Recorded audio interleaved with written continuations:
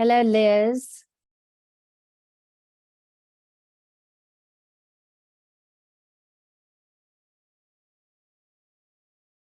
Hello, everybody.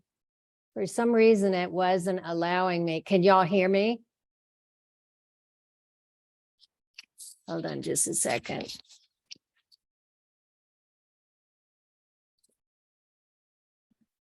Hello.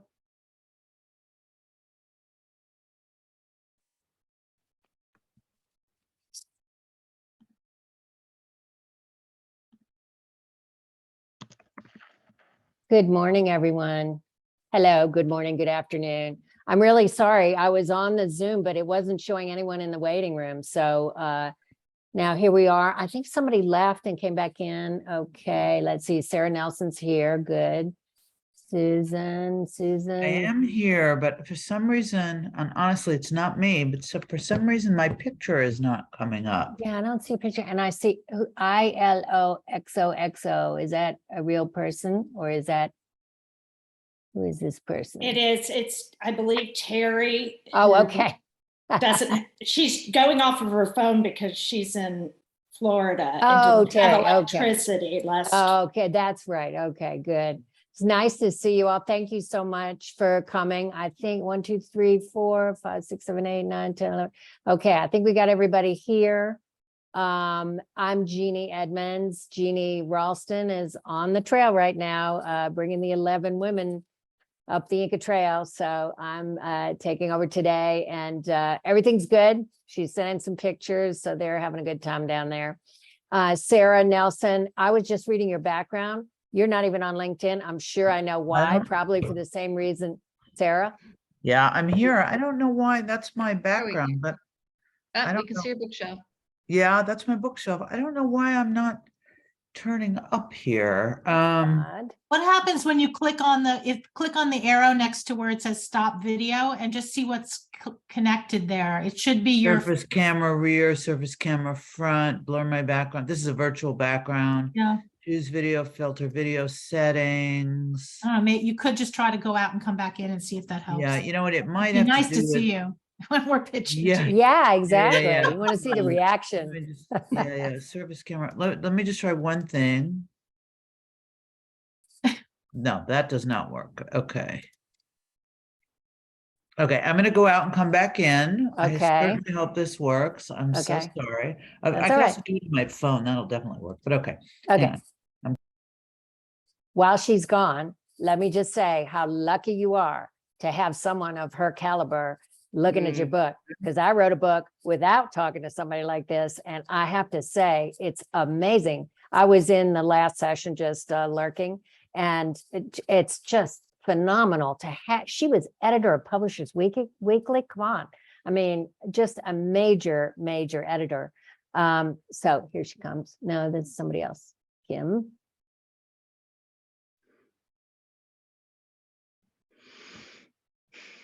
Kim's coming back in.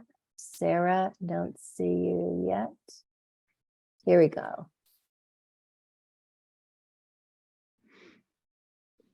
Can you guys see me? Because I can't see me. We cannot see Sarah. Okay, who's talking, saying, can you see? Hold on, Kim. Terry. Terry, no, I cannot see you, Terry. Okay. Okay, it's something with my computer. I'm gonna do this on my phone. I'm gonna go away. I'm gonna come back. Okay. Okay, sorry. Boy. Me too, because I can't. I don't know what's going on. I'm going to try again. Okay. There is 3 people without images. Yeah, Zoom is Nancy and Susan too. works. Don't have him. Oh, there we that go. should do it. There you Terry's go, back. Terry. I There see go, you. Terry. Susan Carlton and Nancy Z. I'm just lurking, so I'm keeping my Thanks. camera. Oh, you're off, looking, not that's fine. distract. That's totally fine. Okay. So those Okay. Wait are, a minute. Okay, hang on, wait. I can't get out, go. All right, I have to leave. Sorry, is that Susan Carlton? Do I know you? Susan? From a Carlton? million years ago, yes. From Hi, a million Sarah. years ago. Hi, I'm gonna go away and come back. Hi. Sorry. Okay. Hey, Jeannie, do you know how long it'll be before you're able to send around the video from today? Hold on. Just Jeannie make said sure- October 10th. Yeah, let me just make sure okay. it's recording. It said it was recording, but that is a good point. How do I record here now? Hold on just a second. It says stop recording. No, it's automatically recording. You Okay. are recording, yeah. So- the yeah, button's so- on. She Recording. said October 10th. Okay, here comes Sarah Okay, Sharon Nelson again. Awesome. Thanks, guys. Good luck to everybody today. I have to jump off early. So that's why I'm desperate to see the video. 'cause I wanna Yes, yes, say absolutely. About everyone's project. Absolutely. So in fact, since Liz has to go early, today we're gonna start, since the West Coast often gets short shrift, I, having lived there, know this. People call you and wake you up at 5 o'clock in the morning. So we're gonna go time zone to time zone. So we're gonna start with the West Coast. Liz needs to leave early, so we'll start with Liz. But Sarah, you're good now? We got you on the phone. You're As muted, good? Sarah. So will we know ahead of time when we're speaking next? Yes. I'll Because- call on you. Okay, can you see me and hear me? Yeah. Yes, Yes. yes. Hi. Hi. Hello, everybody. Hello. Sarah, I was just bragging on you because I was reading more of your background, and I see that you're not on LinkedIn, probably for the same reason that Elon Musk is not on LinkedIn. You don't want to get a million requests. I But- actually think I am on LinkedIn maybe, but I couldn't find you. Well, anyway, okay. I'm really, we're so honored to have you here. I wrote a book and I was telling these women that it's just, they're so lucky to have someone like you at this point in the process to go through it with them. I mean, we're so honored to have you participate in it. Well, And it's fun all to of be here. you, Thank you. it's just so fantastic. I mean, it's a great opportunity. I listened to all of your pitches last week, and now I know you've all been working hard on them to get them down to that 2 minutes, 3 minutes. I'm going to be timing you, but I'm going to time the full 10 minutes. So just know the less you talk, the more pearls of wisdom you'll get from Sarah. But take whatever time you need to pitch, and we're going to go West Coast to East Coast, starting with Liz Lufkin. Let me get my timer up here. Stand by. Sorry, how many people do we have altogether? A We've dozen? got a dozen. Yeah. Okay. Yep. Okay. So Liz Lufkin, take it away. And after Liz is going to be Yvonne.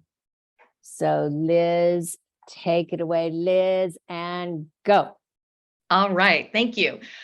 My book is called The View from Paradise. It's a beach read rom-com about true love and a woman who will literally move heaven and earth to get what she wants.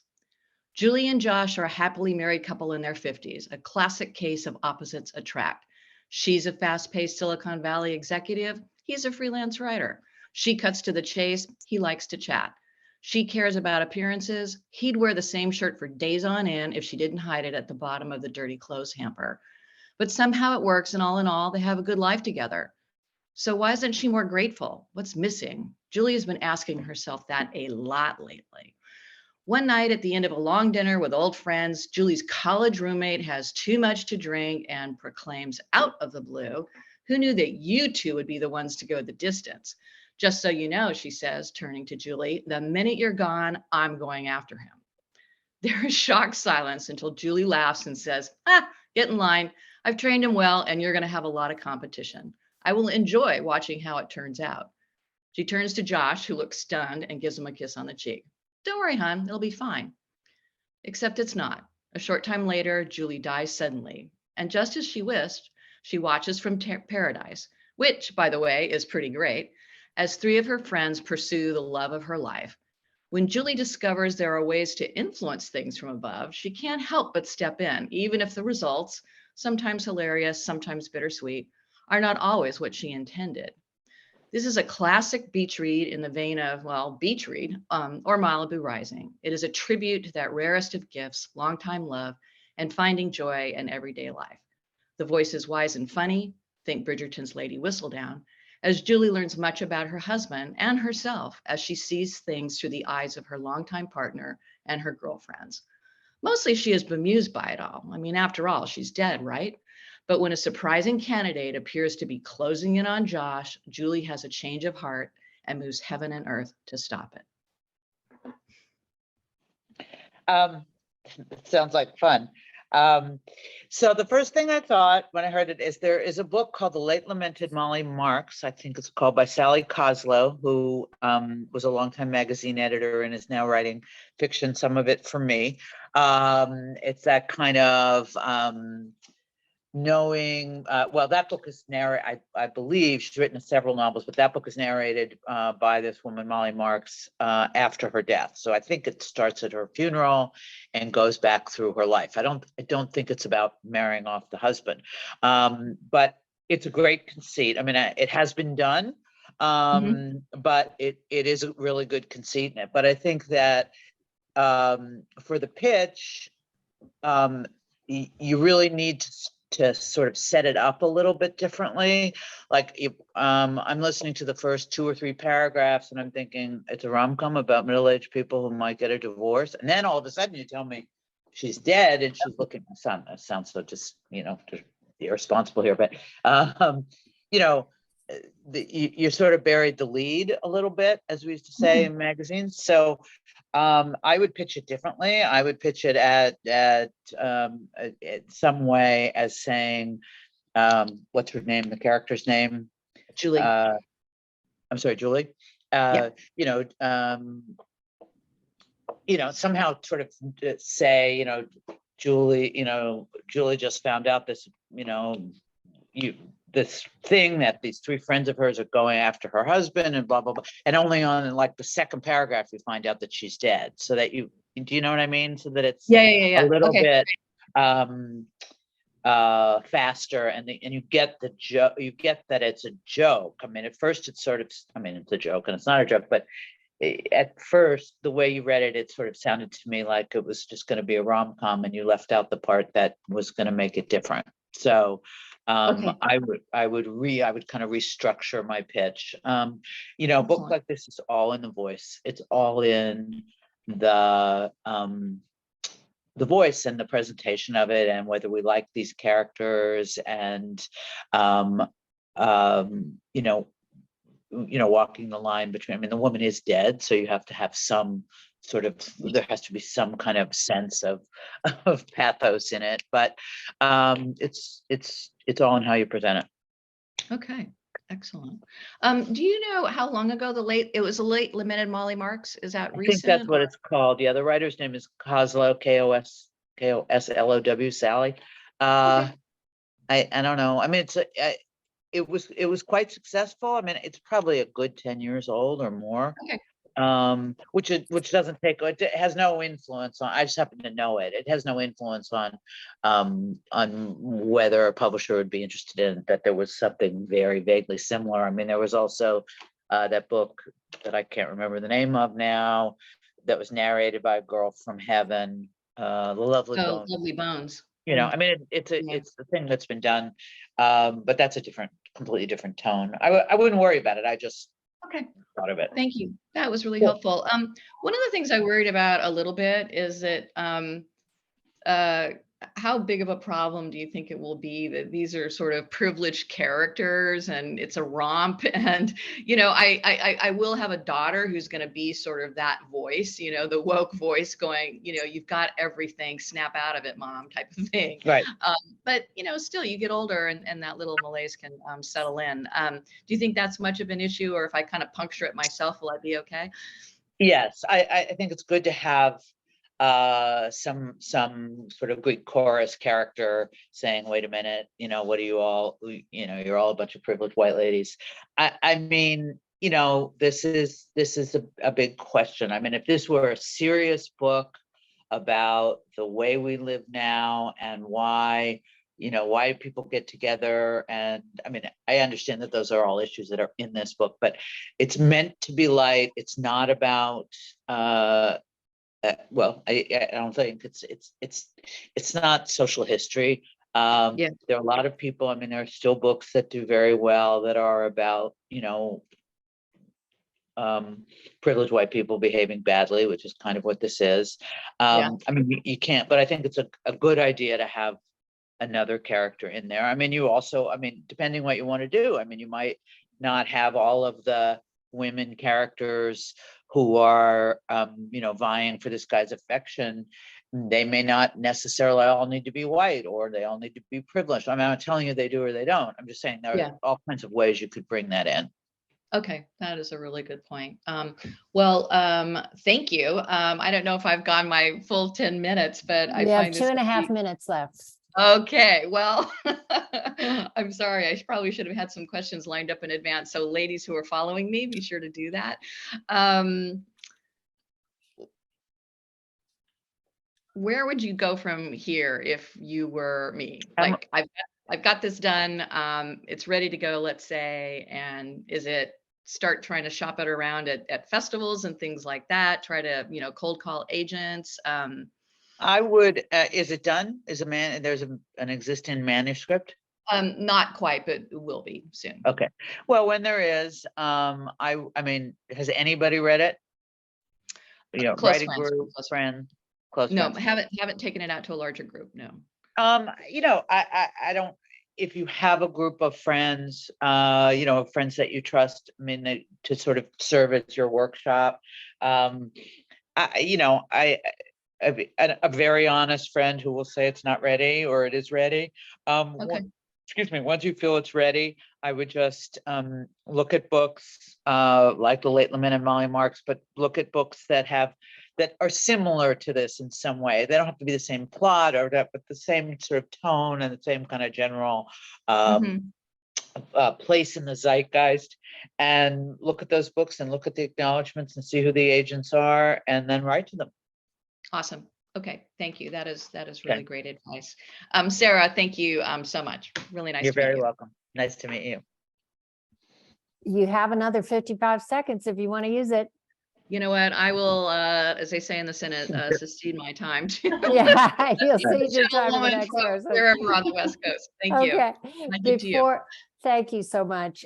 Before we go to the next person, Sarah, let's ask a question about that maybe would be helpful for other people too. Is it a good idea to workshop a book after the manuscript is pretty much done? Well, I think it depends how experienced you are, and I mean, it never hurts to have it never hurts to have some other eyes on your book. I mean, for some people, that's their husband or their best friend, somebody who will tell you the truth, and is not just going to say, nice work, honey. But I do think it's possible to over workshop things, and you get too many opinions, and somebody says, well, why is she blonde? And why isn't she shorter? And why, so, I mean, usually, unless you're really, really, really confident, I think you want somebody or a couple of somebodies to have at least looked at it Great. before you go out to anybody. Thanks so much for that, Sarah. Yvonne, you're next. And then after that will be Elizabeth. Great. Thank you.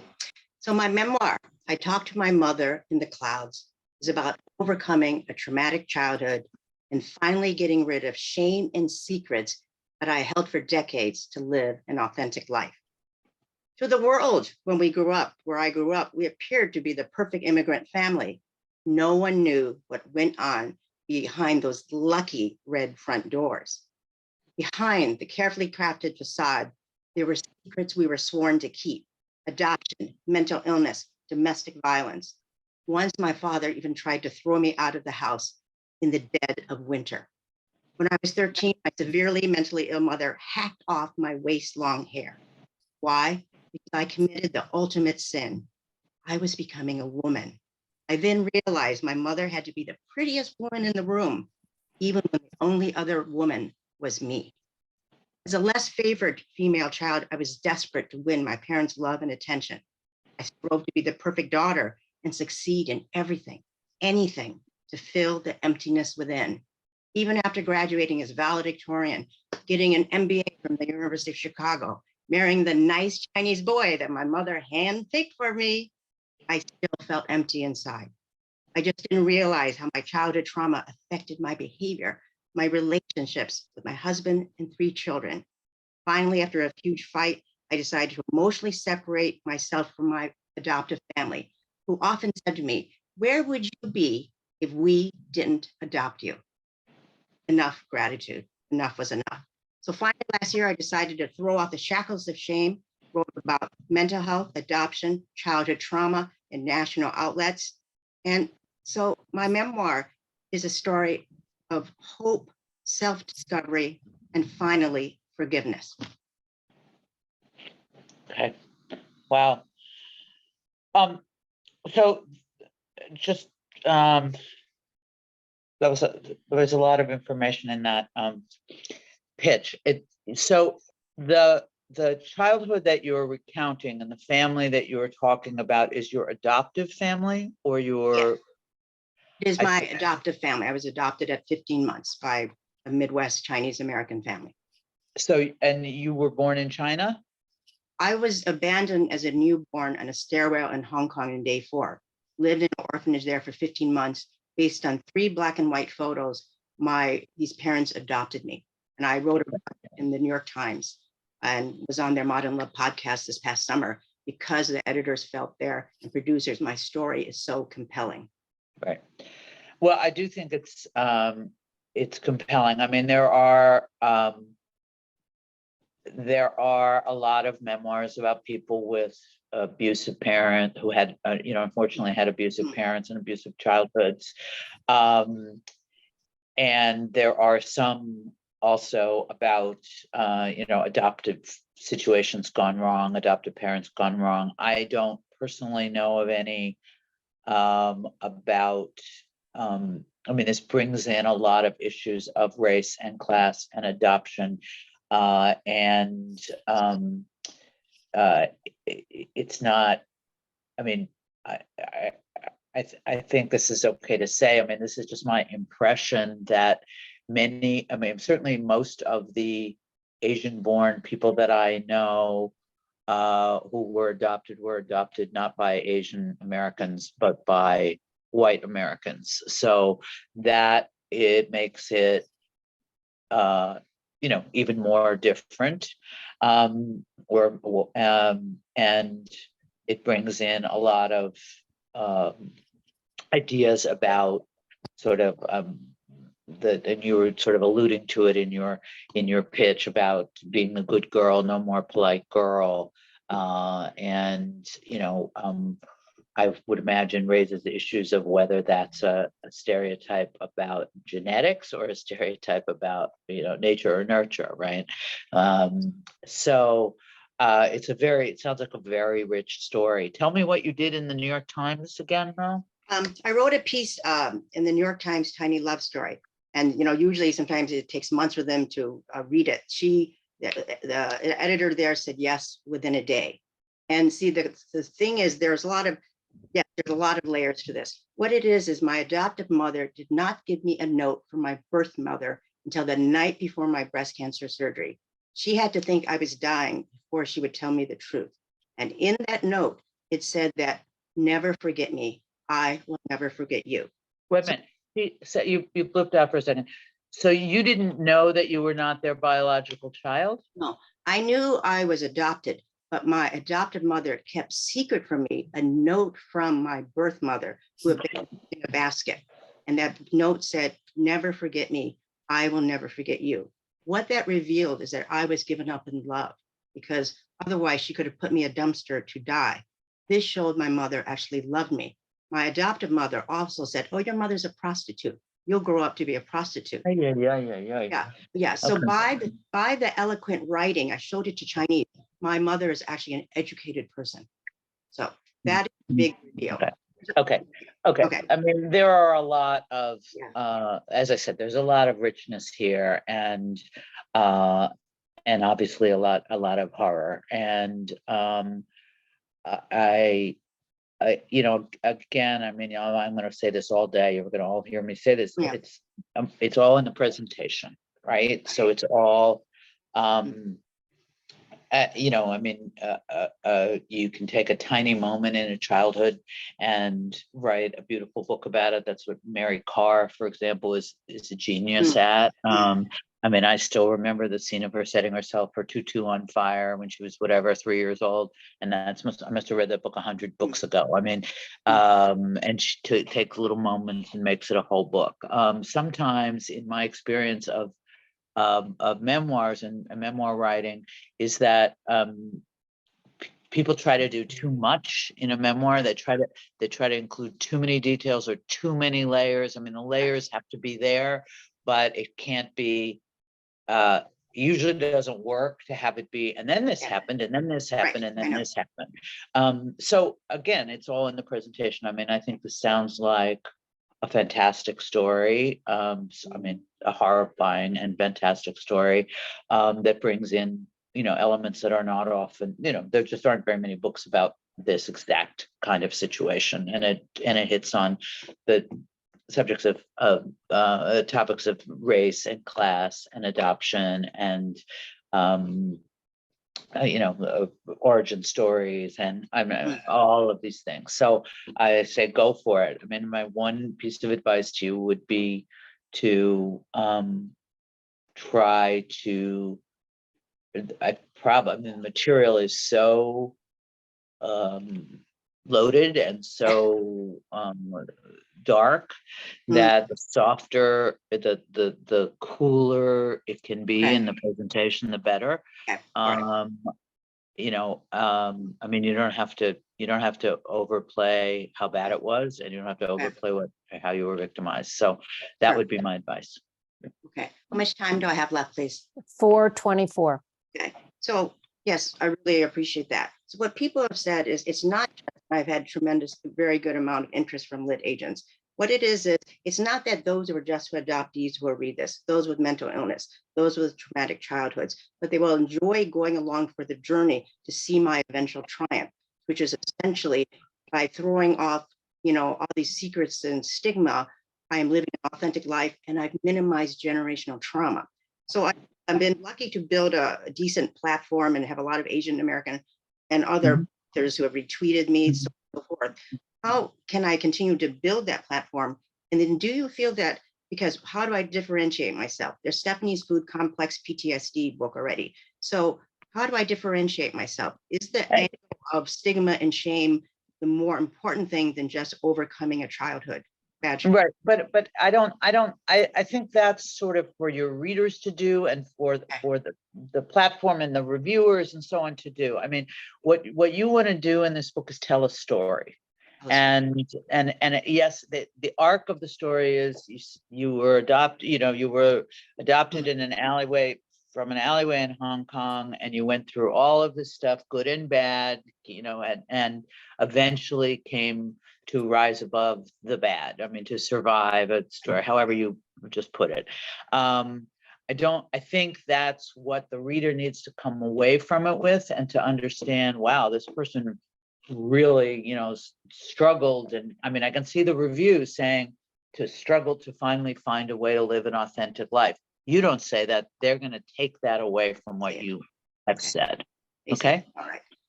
I'm sorry, guys. I have to go grab my charger or my phone's going to run out. I'll be right back. Sorry. Okay. Do I I'll have any stop. minutes left, Jenny? Yes, Jenny? you do. Yes, you Okay, do. so 2.5 pause it. minutes. So we'll pause it at that. Yeah, I did. I paused it. Thank you so 2.5 much. minutes. Thank you so much. Good luck to everyone. Yeah. Yeah, this is just wonderful. This is the second year they've done this. It's been so helpful. That's great. I'm really glad. So, Okay, hold on. Technology is so wonderful, and yet sometimes not so much. Okay, I think it's going to be okay. Okay. Good. Sarah, thank you so much. Okay. Thank you very much. I wanted to ask, Ginny said I had 2.5 minutes. Sure. How important, okay, essentially my mother's life in China was raised a redlander. Her father was a very high government official. He was a landowner. He had a real wife and 2 concubines. So she came from incredible wealth and power.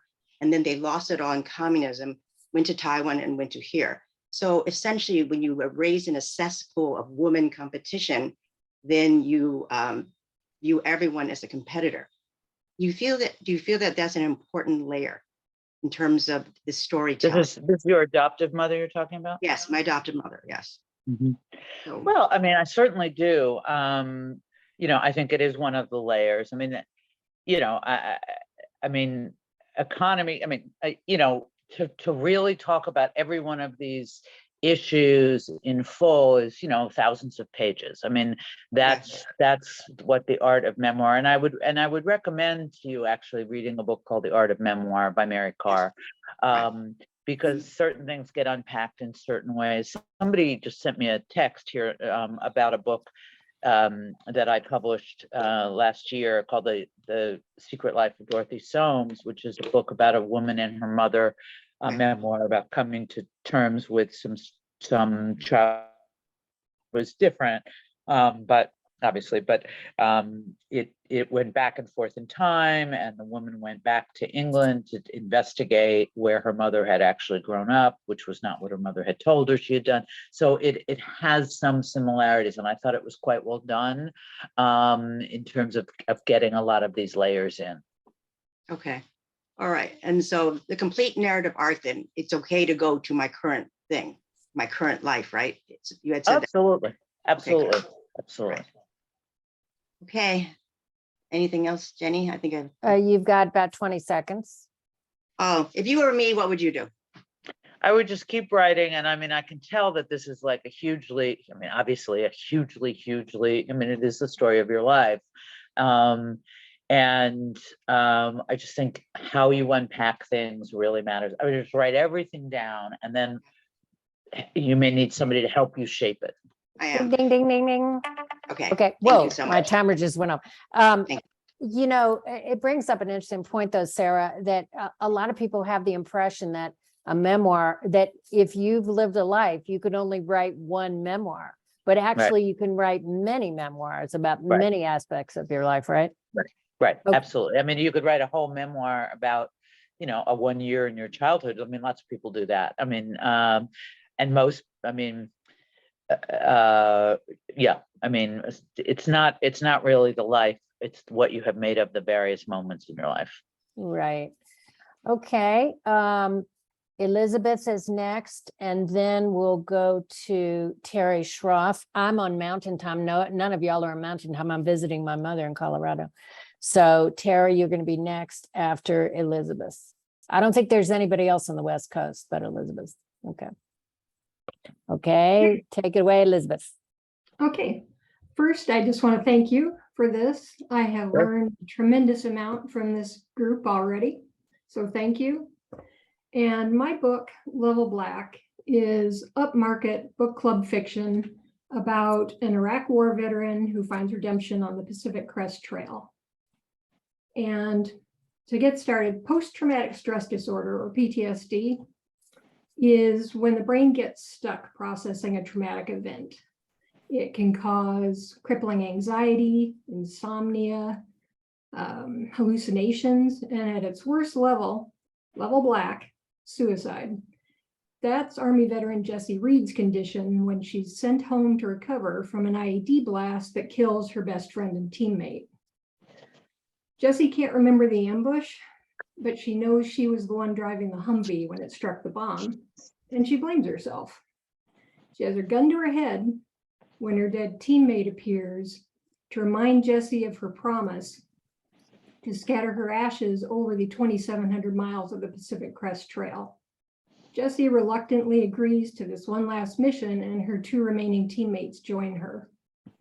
But as they hike from Mexico to Canada, strange things start to happen. Vital equipment goes missing, rendezvous aren't kept, and Jessie becomes convinced that her teammates also blame her. She doesn't care if they put her in danger. She's given up on life. But she's somehow become responsible for this motley crew of hikers who need her to help them get over the worst of the trail. To protect them, she has to learn to accept their help and a new definition of strength, so she can face what really happened in Iraq and find a way home. The book covers themes of hope, redemption, friendship, and what it means to be strong. I think it will appeal to readers who like a fast-paced action story like Lost Canyon by Nina Revoyer. Anybody who's ever dreamed of the challenge of something like a long-distance trail, i.e. Wild, Cheryl Strayed. And really just to anybody who's ever struggled to keep putting one foot in front of the other. The book is based on my own love of backpacking. I'm really jealous of Jeannie right now, and also extensive research and interviews that I did with women veterans, many of whom are fighting their own battles with PTSD. Thank you. Okay, again, there's a lot here. I guess my first question would be, what is the tone of this book? I mean, it's a novel, right? I mean, obviously It's a novel. there's an autobiographical component, right? But it's a novel. So, I mean, wild, which of course is the first thing I thought of when you started telling the story, which I'm just looking at, right? I was just looking at it here right today, is sort of elegiac in tone. It's dreamlike in places. I mean, I think that the shooting of the horse scene, I mean, the things I remember, you know, it's like, how many books ago was this, right? I don't think of, I mean, on the one hand, you're saying it's an action novel.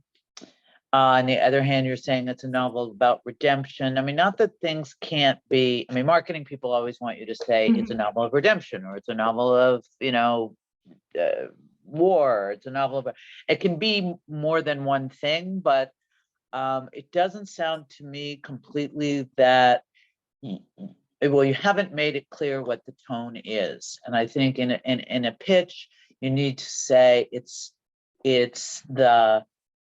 some of the same territory literally as Wild, but the experience of, you know, the things they carried. I'm making that up, but you know, you need to explain how this is going to be told, how this story is going to be told. I mean, I mean, are the war stories told in flashback? Is it a story about walking the trail and remembering the story? I mean, when do we find out she has PTSD? We find that out in the first page, or do we find that out, you know, slowly over the course of the book? Maybe I'm totally making this up. Maybe she's an unreliable narrator. She's telling you one story and you think, oh, I see. And then you start to realize that the story isn't really holding up because maybe she remembers things strangely because she has PTSD. Do you see what I mean? And this is what I can't tell from your pitch.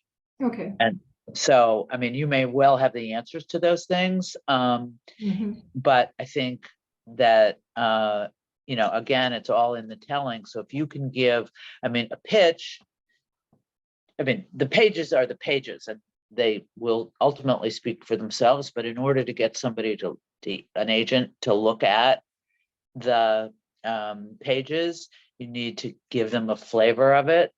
And and it's not enough to say this book is about this and this and this and this happens.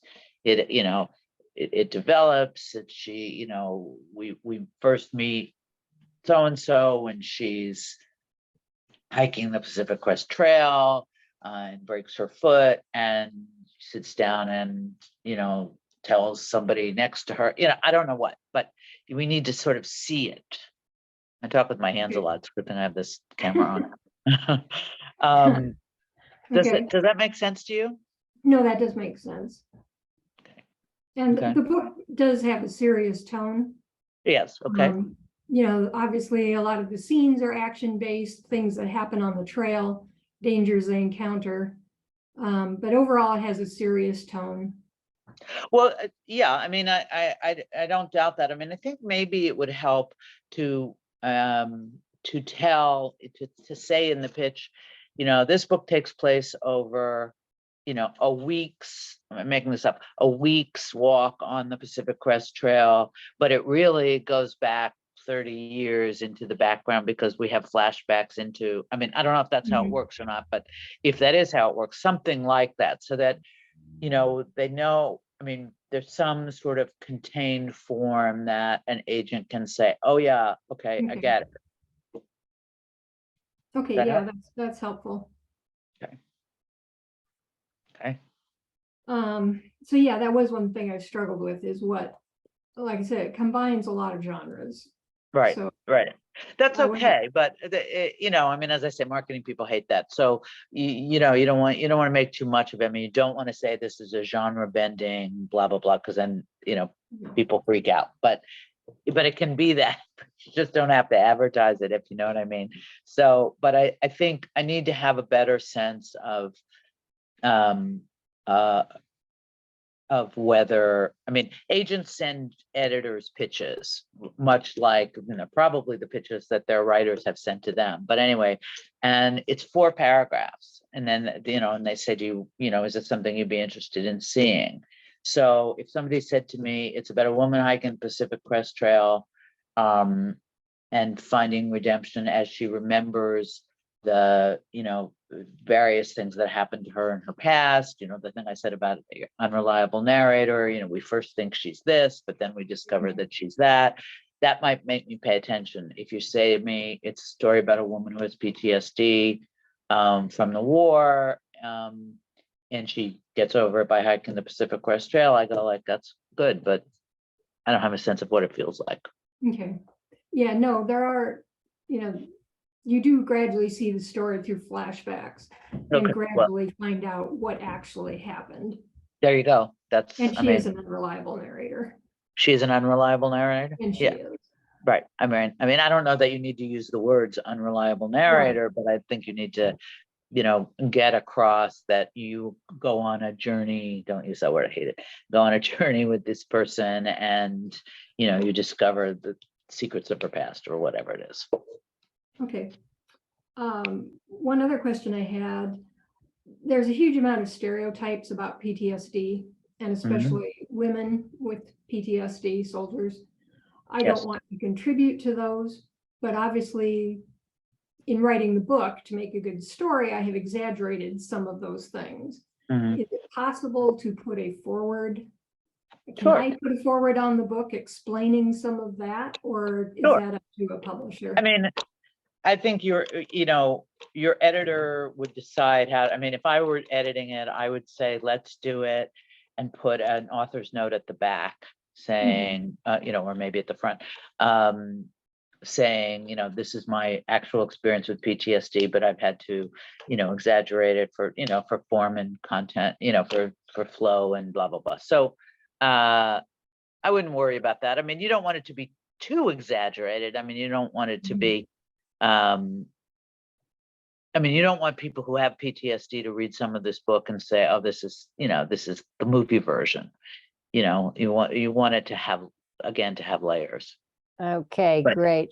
Thank you so much. Thumbs up. Yes, thank you. To the point, Sarah, you made about the marketing people going crazy with multi-genre books, but you do have to think about, you know, where your audience is going to be, and if, you know, where it might live in the bookstore. Shouldn't you be Yeah. thinking about that when you're writing a Yes. book? What I meant, I'm sorry, then thank you for clarifying, because what I meant there was that they hate it when you say it's 5 different genres, because then they don't know how to tell the bookstores where it is. Right. So yes, it's very good to have it be, you know, this is a rom-com, this is an adventure novel, this is and then within that you play with that form and you add to that form. No, what I meant was sort of exactly what you were just saying, which is, you know, people like it, especially, yeah, I don't know. Anyway, people like it, a simple explanation. This is for readers of romance novels. This is for readers of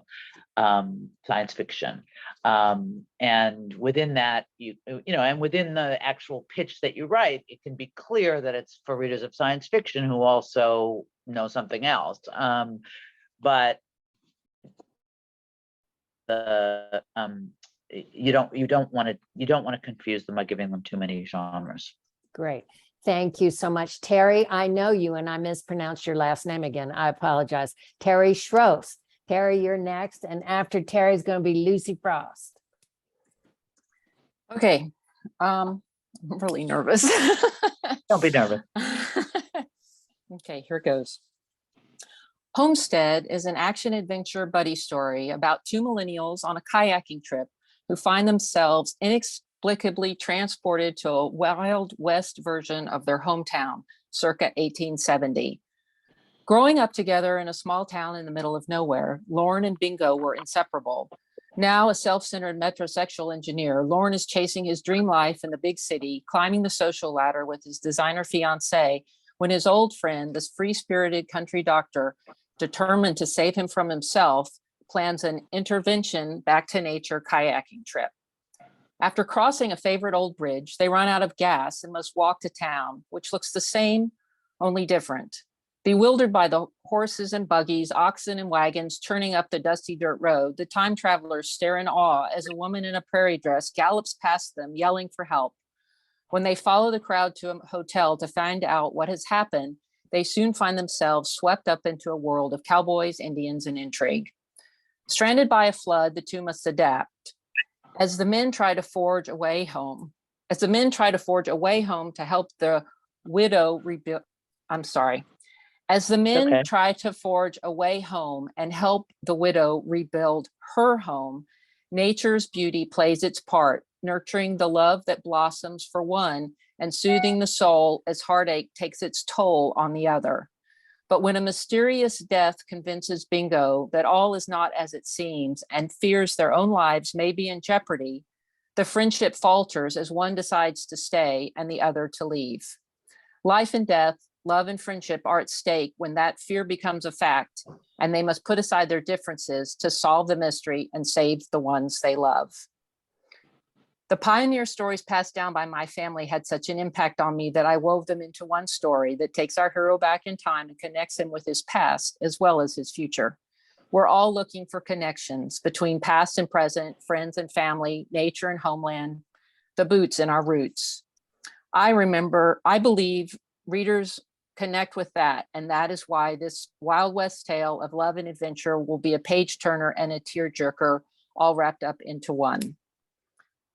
Outlander and Bridges of Madison County, the love nest of Bridges of Madison County are the only comps that resound with me. Mhm. I think that's terrific. I mean, I love a good time travel novel. It's unclear if is it a man and a woman that go back in time, or is it two men? Two men. It's two men. Okay, so Two men. And they go back in time, and they're a couple. They're best friends from childhood. Okay. Okay, and it's set in the current time, and then time travel back to the 19th century. Yes. 19th century, yeah. Well, I love that, and I love a Western. I mean, so it's sort of a way to talk about how history binds everybody, and how, I mean, I would imagine there would be some humor in it that, yes. These metrosexuals from 2020 or 2021 or whatever are bringing back, I mean, their mentalities are not appreciably different, and they're suddenly, talking, they're talking 21st century to these people who don't know what they're talking about, kind of thing. But that the themes are the same as the themes of everybody, right? It's like connection and history and family and all those things. I mean, I don't think that your pitch needs to be quite so, I'm not sure.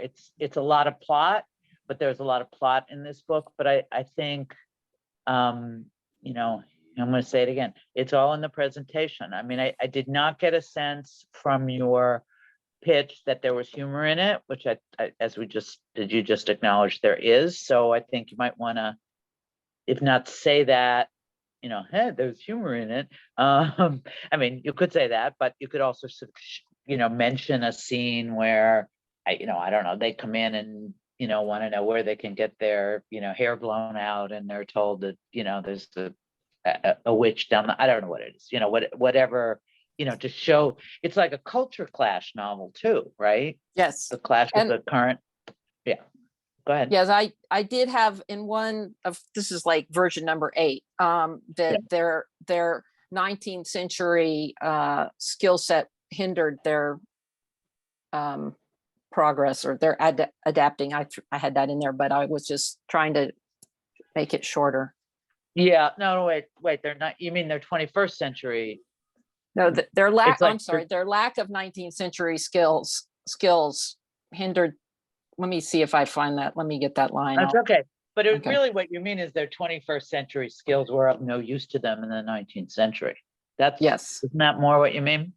Well, it's that their lack of 19th century skills is where all the humor is. They don't know how to Okay. ride horses, for one. Okay, right, okay, right, okay. Well, I would imagine, I mean, I would think that should be both, and the things that Yes. they do know are useless, and the things that they don't know, it's really bad that they don't know them because they're not functional. So, Correct. I'm just getting the impression that you know exactly what this book is, and you're sort of feeling like you have to like present it. I mean, you said you were nervous, and I don't mean to. I mean, I'm sorry that you're nervous, but you don't need to be nervous. I mean, I think there's really something here, and I think you just have to kind of relax into it. I know that's a stupid thing to say, but it's.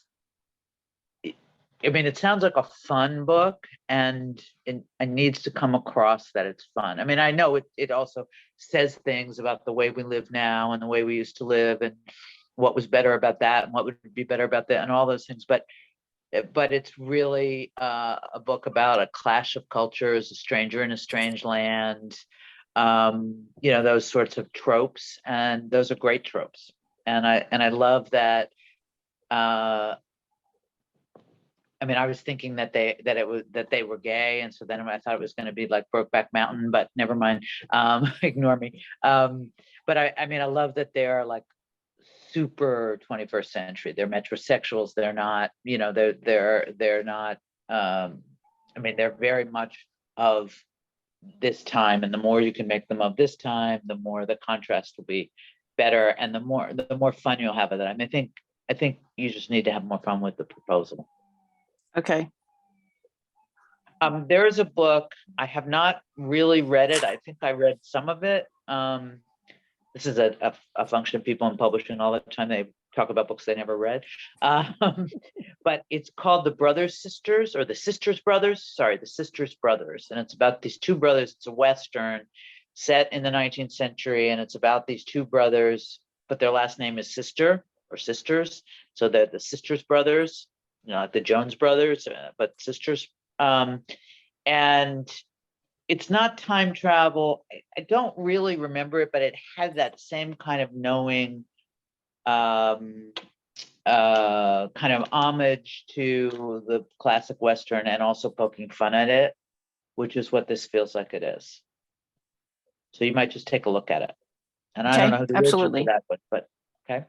I can find that. Yeah. You got a minute and a half left, Terry.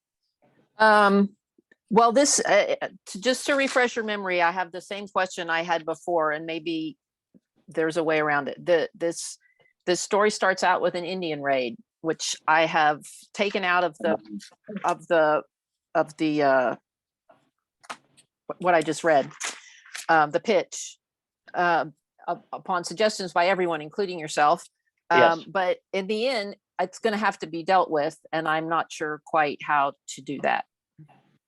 Well, how can I get somebody to read past that and get to a part where they realize it's cool, so to speak? Well, I think it shouldn't be in the first whatever pages of the book. I mean, you have to earn it a little bit, and you have to have the reader or the agent or whoever it is, sort of on board with the story. And then it's all, again, in the presentation. I mean, it's how they're gonna, I mean, who does the raiding? I mean, the Indians are violent and the white people are innocent, or, I mean, I wouldn't do that. That would be trouble. I mean, right? I mean, you can write, this is fictional, so you can write it however you want, right? Well, the way it starts, I mean, it's the lead into the book. I mean, it's I cannot separate it Okay. from the book, because the whole mystery is surrounded. That's what the mystery is based on. Oh, Like okay. who the Indians really are. But that doesn't come out until towards the end. So Time's up. Sorry. Um, Do you want to just conclude, Sarah? I would just say that if you are careful about it and you make it clear that you are not stereotyping the Indians, and if it can be more even-handed, I don't know who the Indians, I would just be careful to do that. And also consider the possibility that maybe the book should start someplace else. Sorry to say, but Okay. okay. If Okay. not, then, but just do it sensitively. That's Okay. what editors do, Terry. Editors may make you move one chapter to another location, and Oh, it's that's- difficult, but That's what, consider that possibility. Okay, Lucy Frost is next, and then Tay Treese. Hello. Hi. Howdy. The Greatest Resignation is a women's fiction midlife coming of age novel. Lily Orion left her human resources career unexpectedly. At the tender age of 57, she was presented with a severance offer she couldn't refuse. She had dreamed of early retirement. She would reconnect with her friends, maybe Marie Kondo her closet, do a push-up for once in her damn life. But once she was home, which was quiet ever since she shoved the kids out of the nest the year before, she found herself unable to do anything but chug Cabernet and mainline reality TV. The only thing that brought her a small jolt of joy was trolling a woo-woo inspirational speaker on Twitter. Really, you're a troll now? That's what you're doing with your life? Her husband, Mike, asked. Not just that, Mike, I'm also drinking. He insisted she would be better off finding her passion. Fed up with her stupor, her husband took an out-of-town job assignment. He said it would be good for them. He didn't say he'd be working in the same city as Adele, a former law school classmate who, last Lilia saw her, wore her shirts bare belly and her skirts vagina high. Desperate to win back her husband and to find some sort of meaning in her post-retirement life, she set out to find the elusive passion, whatever the hell that was. With humor and honesty, the book explores the tricky task of shedding our roles as wives, mothers, and professionals, and learning to live as our true selves beyond all the labels. It is the younger, snarkier version of the love story of Missy Carmichael by Beth Morey, the older, less goofy version of Separation Anxiety by Laura Zigman. It is The Unbreakables by Lisa Barr, but with less steamy sex and more curse words. And that's it.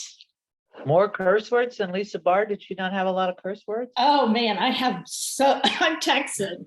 We use Okay. more. Oh, yeah, there's more. Okay. You know that I published that book, The Unbreakables. You know, I had it on my list of comps, and then when I was looking for this, I saw that you did. Right.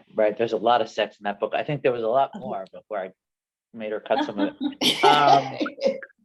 I mean, of course, that's the book that I was thinking of as you were talking, because it was that was about a woman in midlife thinking her life is going to go one way and it goes another way. So that's I mean, that's a theme and a trope, and that's fine.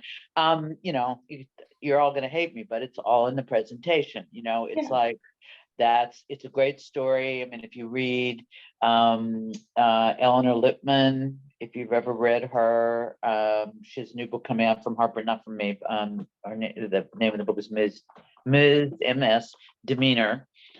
Pretty funny. She's very punny and witty, but with a lot of heart. And I mean, she's a wonderful writer. You know, the pitch for her story, I don't know what this book's about, I haven't read it, but the pitch for the story would be something like this. A woman, you know, her story, one owns a flower shop and she meets a guy, but he turns out not to be who he was supposed to be. You know, that on the pitch itself is like, fine, let me see the pages. It's got to all be in the pages. And again, I mean, I would say that it should be a pitch, and it should have, you know, have the distance from the actual page to be able to say it's about this and it's about that. But you should be able to sneak some of your tone into the pitch. So if it uses a lot of swear words, I mean, there was something else you said that was kind of funny earlier in the pitch. that I thought I should say more of that. I can't remember what it was now. But, let the humor in the book inform the pitch that you're giving them.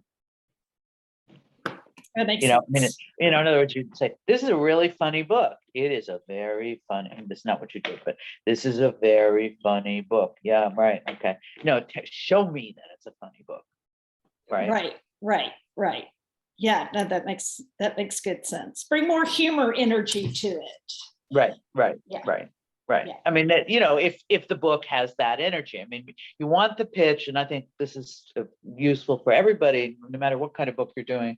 The pitch needs to have the flavor that you think the book is going to have. So, I mean, it's not a book report for school, right? Where you just say it's about this, and it's that it needs to make the object of the pitch. The agent once said to me, this is a means of sale. Wait, what did he say? He said, this is a document of persuasion. Your pitch is a document of persuasion.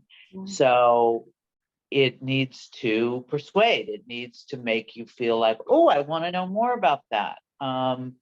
Not, oh, that sounds like it would be good for me. You know what I mean? You don't want it to sound like homework. Yeah, like vegetables. I mean, I'm not saying it really wasn't that, but I think you need to trust yourself enough as a writer and trust the material that you wrote, the book that you wrote, to be able to put it into a pitch that kind of reflects that. I mean, think about it as, telling your best friend what the book's about. You may say, and then she does this, and then she does that. But really what you're saying is, it's like when Susie, our friend, did such and such, and remember how mad it made you? I mean, you got to do more of that. Right. Make it more conversational. And because the book is very conversational in tone. Right. And so that makes sense that the pitch should mirror that. Right. Yeah. As an editor, what sort of, I mean, it's going to sound like a penthouse question, but what sort of turnoffs do you have where when it comes in, you're like, oh yeah, no, I don't do dream sequences or whatever? I don't really have that. I mean, people do say, I won't do Children in Jeopardy. I'm not crazy about Children in Jeopardy, to tell you the truth. Dream sequences, I don't know if it's done well. I mean, some people are, anti-brand name, maybe, but for certain books, it's important. I mean, I love time travel, but magical realism, I'm not so crazy about, though I love time travel. Go figure. So. Okay. And as new writers, debut writers, or hopefully debut authors, are there suggestions that you would have now for us of things we should be, and I'm saying of fiction, but of things we should be doing now to best set ourselves up for when we meet an editor like you? No, I mean, I think, just get the best pitch that you can get, and shorter is better. I mean, this 10 minutes seems like very little, and I know it'd take you many more hours than 10 minutes to write this, but it should go easily. I see a lot of pitches. I mean, I don't really buy novels that aren't done. I have done it. I don't like to do it. Nonfiction is a different thing, but I get a lot of pitches. I mean, a lot of books, a lot. So, I mean, my husband asked me the other day, and he said, so-and-so said they get 300 books a year, 300 pitches a year. And I said, yeah, that sounds about right. He said, you're kidding me. That's, 6 books a week. I said, what do you think I've been telling you for the last 5 years? But whatever. So it's a lot. And, you just don't take too much of their time. Get to the point, convey your tone, and move on. What about social media presence for fiction? How focused do we need to be? If you have it, that's great. I mean, I mean, fiction is, I mean, people have great social media presence. I mean, I don't know. Lisa Barr is somebody who had some social media presence and really ramped it up when she came up with when we published The Unbreakables. A lot of that was her own work, her own building, which was great. You know, I don't imagine buying a serious novel. And by serious, I don't mean it has to be, you know, like an academic novel, but you know, I'm gonna buy a novel that I love. If I'm gonna buy a novel by an unknown person, if they have, you know, I guess if they have 5 million, you know, followers, they're probably a movie star besides. You know what I mean? I mean, it's like you know, and then I might or might not want to buy the book for that reason. But you know, it just doesn't seem to be, you know, any publisher will work with you on building your social media presence. It's not what's going to get you in the door unless you're, you know, Candace Bergen or something. Okay, thank you so much. That was time. Thank Sarah, you. to your point about, you know, it's all in the presentation and it has to be a salesy kind of pitch. What if they were to write it as if it were a 5-star review of the book? So from the perspective of a reviewer to kind of connect that, Right. the dots, you know, for this is what the book could be. This is what Yeah.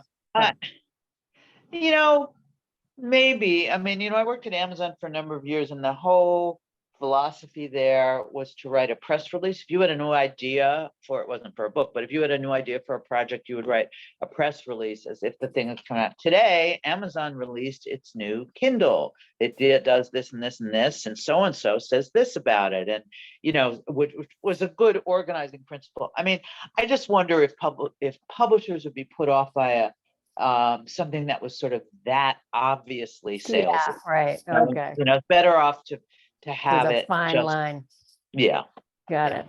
Okay. Tetrice, and then the next will be Sadie.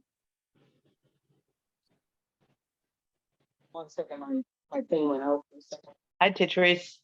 Yeah, hello. Nice to see you again, and thank you for the opportunity to be able to pitch my book.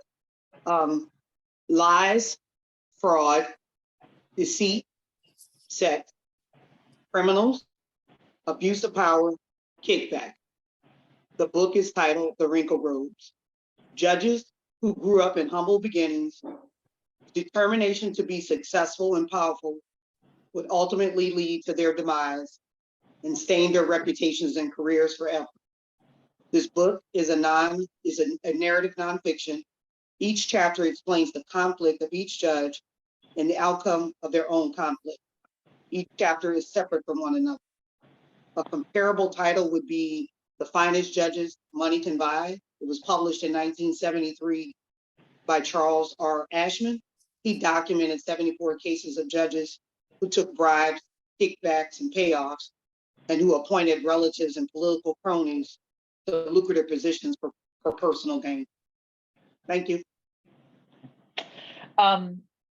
Who's the audience for this book? Is it the average sort of politically, you know, governmentally skeptical person, or is it the legal profession? I mean, who is your ideal reader for this?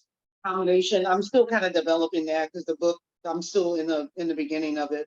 But I would say, yeah, it would probably be that would be the two areas. Well, you know, there's a basic concern that is that, you know, they're individual discrete profiles. And what can sometimes happen is a publisher will say to you, well, this looks like 6 different or 8 different magazine pieces, right? So I think it helps to have some kind of connective tissue between them, even if it's it sort of feels artificial. I mean, these are 3 judges who, that are linked because of something about their history, and this is 3 others, and this is 3 others, and I mean, that might work. Are you there? I'm here. Oh, Yeah, okay. sorry, my dog was barking. Oh, okay, that might work. Or if there's some sort of connector written in your voice between the profiles, so that, so, I mean, not as heavy, handed as, well, now that we saw so-and-so, here's so-and-so. I mean, it's gonna be, sort of better than that, but like, what am I as a reader going to come away from this with? There's these, really corrupt people and I hate them all. Okay, but that's not, you want the book to feel relentless in a good way, if you know what I mean. It's like, and then, I mean, I know I just said to somebody, you don't want to do, says, and then this happened, and then this happened, and then this happened. But for something like this, it's a little different. I mean, are you trying to build to something about why the system is screwed up? I mean, it sounds like there's something like that in here. I would say that, yeah, it's definitely that, because it's basically you have judges from the federal level all the way to the juvenile level, and it's all of these people had everything, and then their world blew up, just like that. Some of them were only in the seat for a hot minute, and then like that, it was over. Well, did their world blow up because of their own actions or their world? Yes. Okay. So there's a self-sabotage element of all of them, right? Now, are you thinking that you would talk to psychologists or historians about these people, about, why people do things like this, or this one's mother did this to them, or this one, grew up with an unnecessary, fixation on money, or whatever it is. I mean, that there's going to be some sort of expert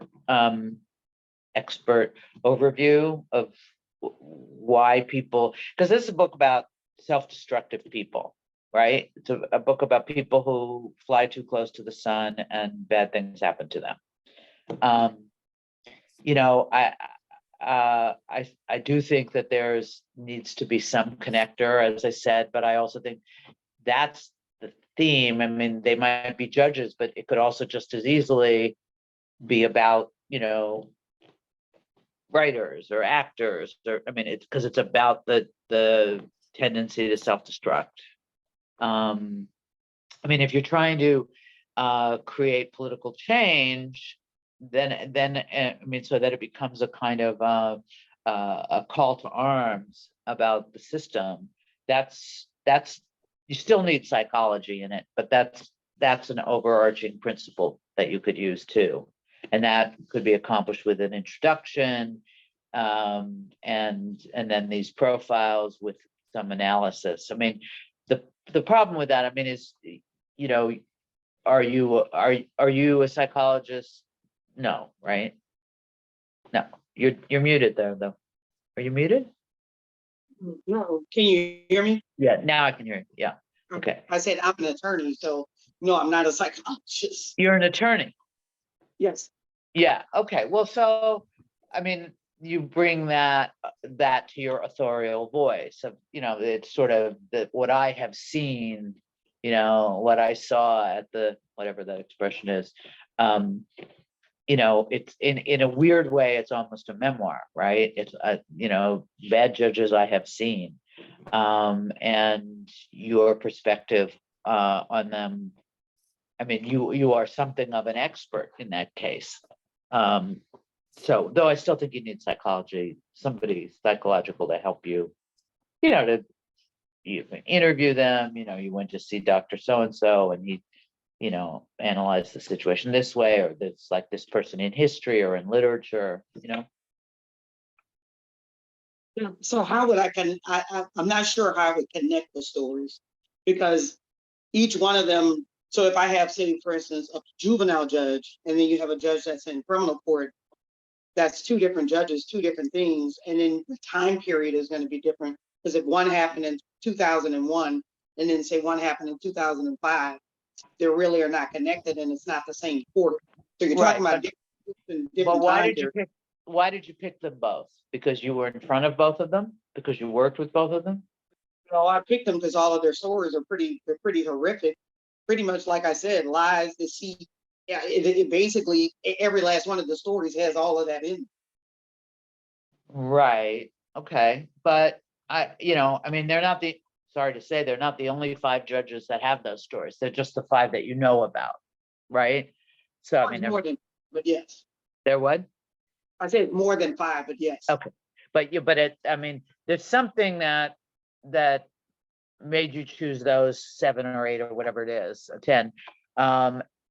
And I understand that it's that they're bad and that they're liars and all that, but why did you did you work with all of them? Were you in front of all of them as an attorney? Did they cross paths with you in some way? I mean, they're neat, because that's what the connector would be. It's really almost about you, right? And why these people particularly make you so mad, right? As opposed to the other 25,000 people who might be like this, who don't get to you, get to you in the same way. I mean, I don't know, because I don't know the individual stories, but I do think you need to have some connector.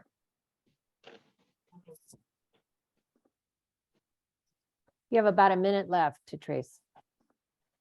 Can't think of anything else. I thank you for the feedback. Okay. Okay.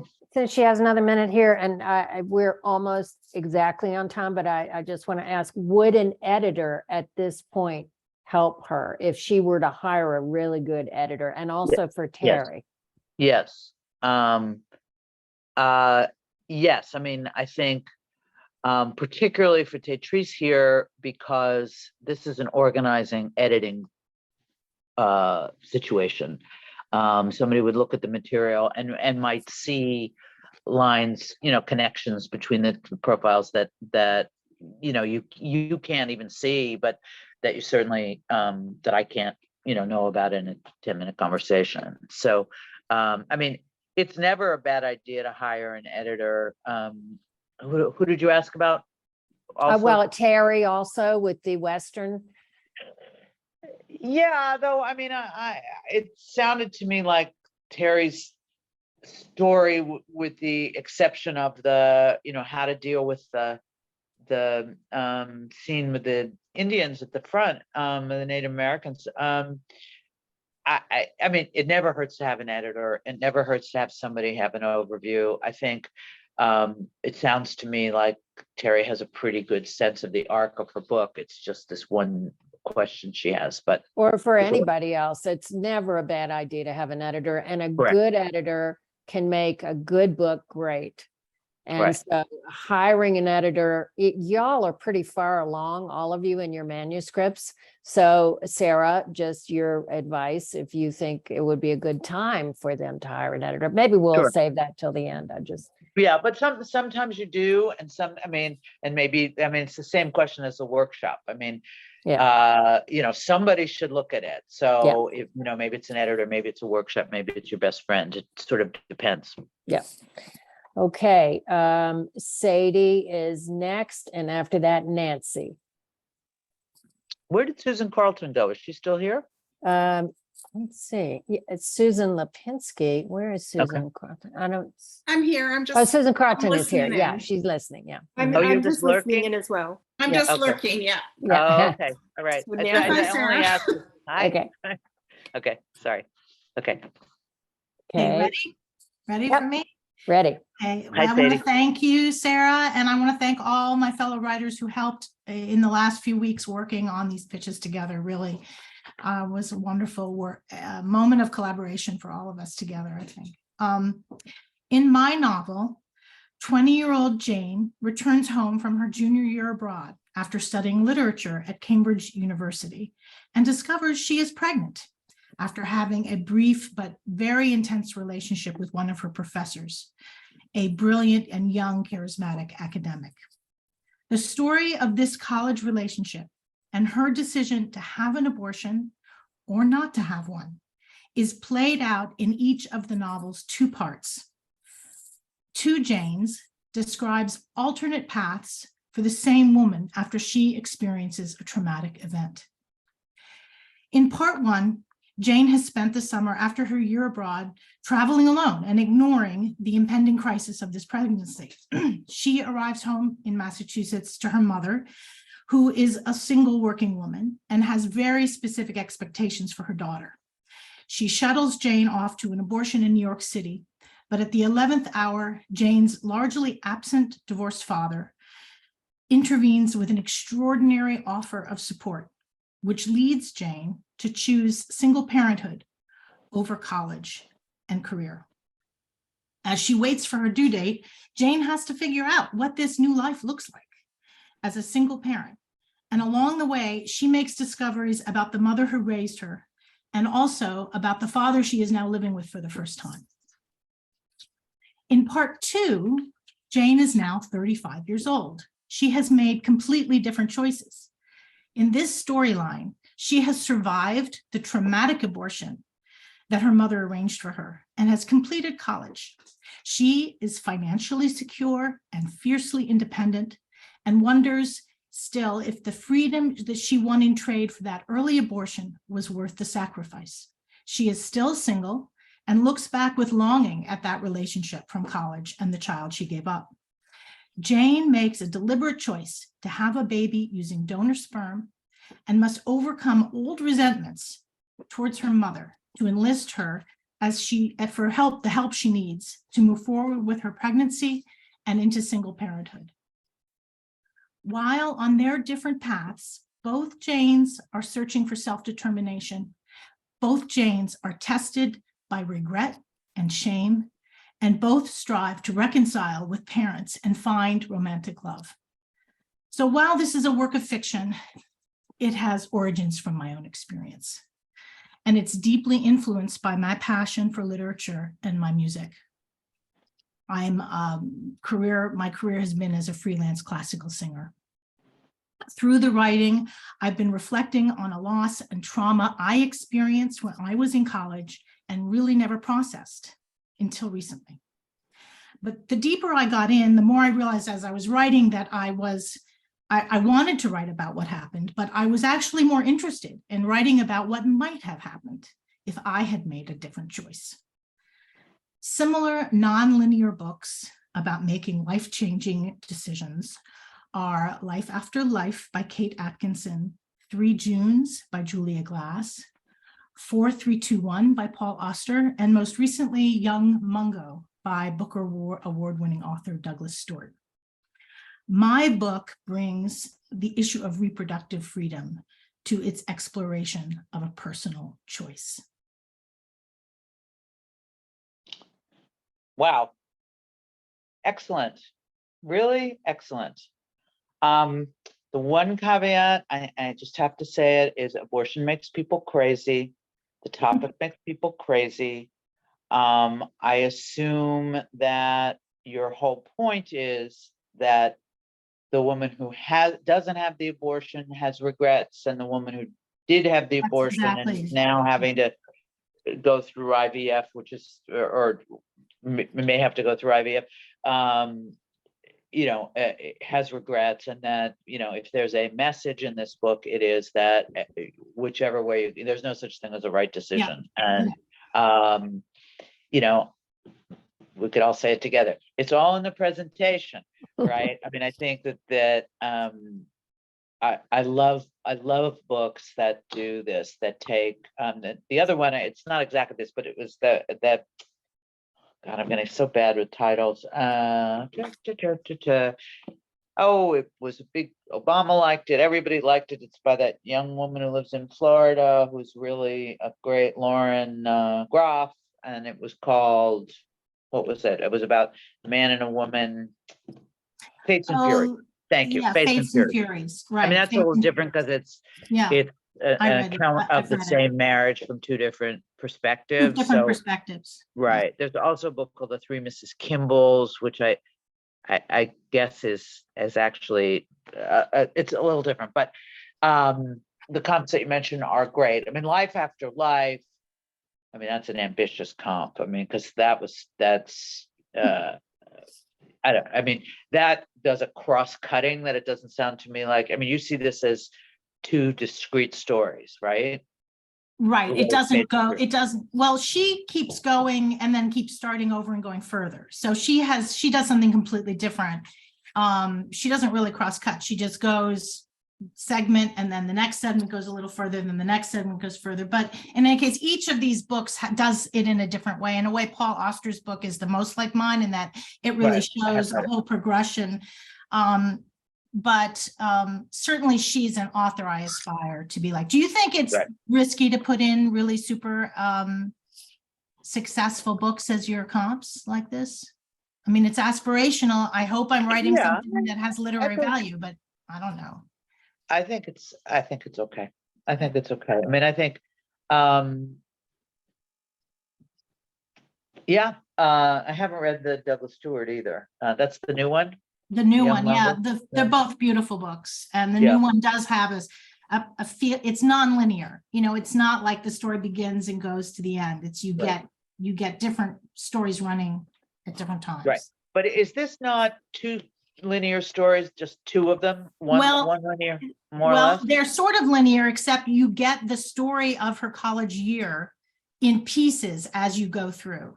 Right. And one of the things I do is I explore how the younger Jane looks back on that experience in somewhat a different way than the older Jane looks back at the same experience. So they're both revisiting and relitigating that traumatic event, but Yeah, they are seeing it in different ways. So Right, in some right. It sense, is- it's not.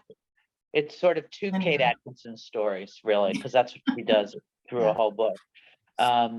Yeah, okay. I mean, I think it sounds terrific, and I think the pitch is good.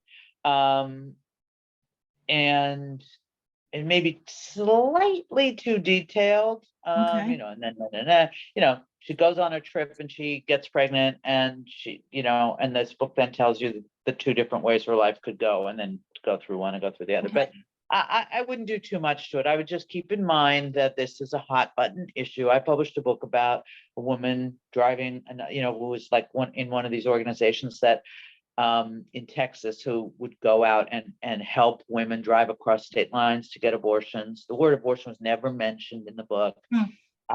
It was sort of a thriller, but it was also, you know, and the woman that she was driving was a politician's wife, and you know, it's called Don't Turn Around. It's really a great book. People were like, so freaked them out. Also came out in the middle of the pandemic, so maybe that was part of it. But you know, people don't like to read novels about abortion. So, I mean, I don't, did you even say the word abortion in your pitch? Yeah. Okay. I guess my pushback on this is that I really feel, and what I learned because I'm writing this book now and talking about it, is that women don't talk about their abortion stories. Right. and they don't tell them. No. Yeah. I'm not saying you should change anything about Yeah. it except to know Take that word that, out, just like don't use the word flashback. no, Don't use the word you know, abortion. I mean, makes a life, it's pretty clear, makes a Yeah. life choice that, you know, whatever. You know, I don't think that the sale of this book rises or falls on whether you use the word abortion once or twice or 5 times in the Yeah. proposal. I mean, you know, and well, when and you know, my example is not the perfect example. I did have a moment of saying to the marketing person on this book, Don't Turn Around, we were talking about, you know, so who is this for? And I said, well, it's for, you know, women and all women and blah, blah, blah, blah, blah. And she said, well, I would never give it to my mother. And I thought, oh, I really do live in a bubble here. Yeah.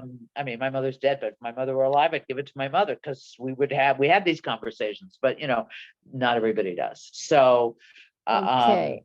but that was also 2 years ago or 3 years ago, and before Roe v. Wade. So maybe this is the time for this. I would really pursue this. Okay, that's great. Thank you. Thank you so much, Nancy, do Sarah. you want Susan to go before you? I just got the message from you. Yeah, I just I'm saw- actually just listening in. I'm just an observer. on Oh, I'm sorry. Yes, yeah, you go ahead. We're not going to take any breaks. We're just going to barrel on through.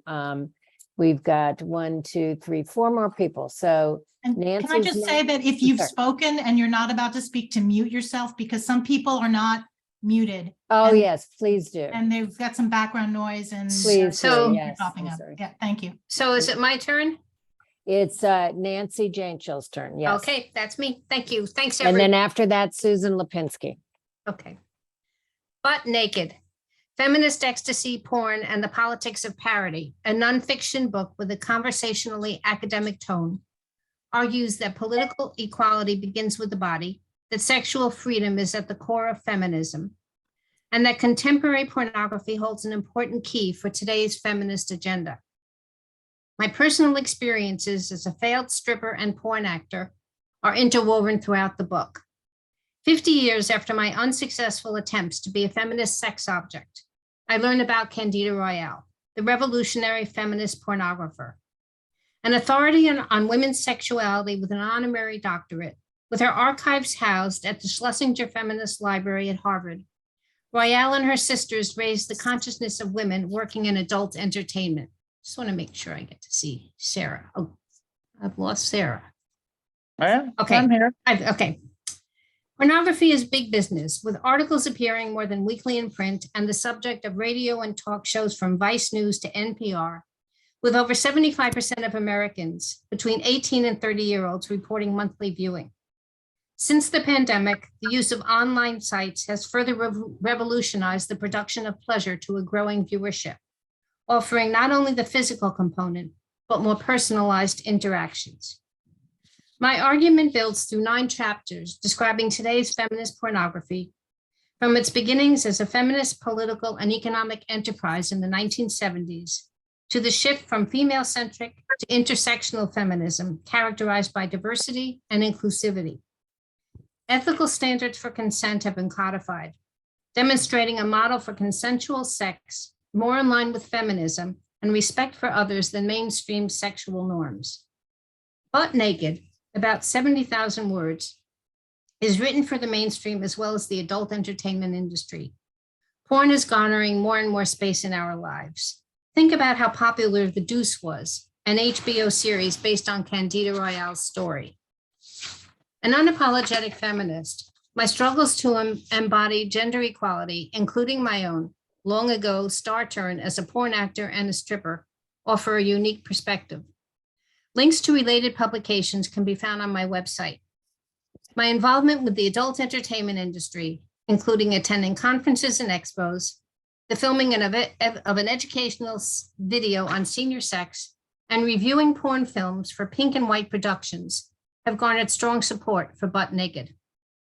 Other books exploring the relationship between pornography and feminism include essays on sex work and survival, porn work, sex labor and late capitalism, and The Right to Sex, Feminism in the 21st Century. None argue that sexual freedom is at the core of feminism, and that intersectional feminist pornography holds an important key for today's feminist agenda. The repeal of Roe versus Wade and the increasingly heavy hand of a male supremacist ideology about sex are reaping psychological, emotional, and physical damage on women. The need for countering viewpoints is imperative. Pornography offers a means to understand the relationship between a woman's sexuality, personal agency, and the politics of gender parity. Good. Okay, so who is the audience here? It's regular, just politically minded women, politically minded people? Well, mainstream people and the adult entertainment industry. Okay, that's, I think you're gonna have trouble. Well, maybe not. I was gonna say, I think you're gonna have trouble talking to both of those both groups at the same time. Because there's a level of sophistication frankly, on the part of the sex workers that there's not in the sort of mainstream population. I mean, in terms of what they, how they see this subject. I mean, I don't know enough. I mean, I do know that there have been books. I did know who Candida Royale was. I didn't know about this TV show though. What's it on? Do you know? It was on HBO and it ran for 2 or 3 years. It was called The Deuce and it was extremely popular. Okay, yeah, I just didn't see it. But I mean, Maggie Gyllenhaal was the producer and director. Oh, you know what? Now you're telling me I'm remembering. Right. So I do think you know, I mean, Lily Barana is another person who has written about being a sex worker.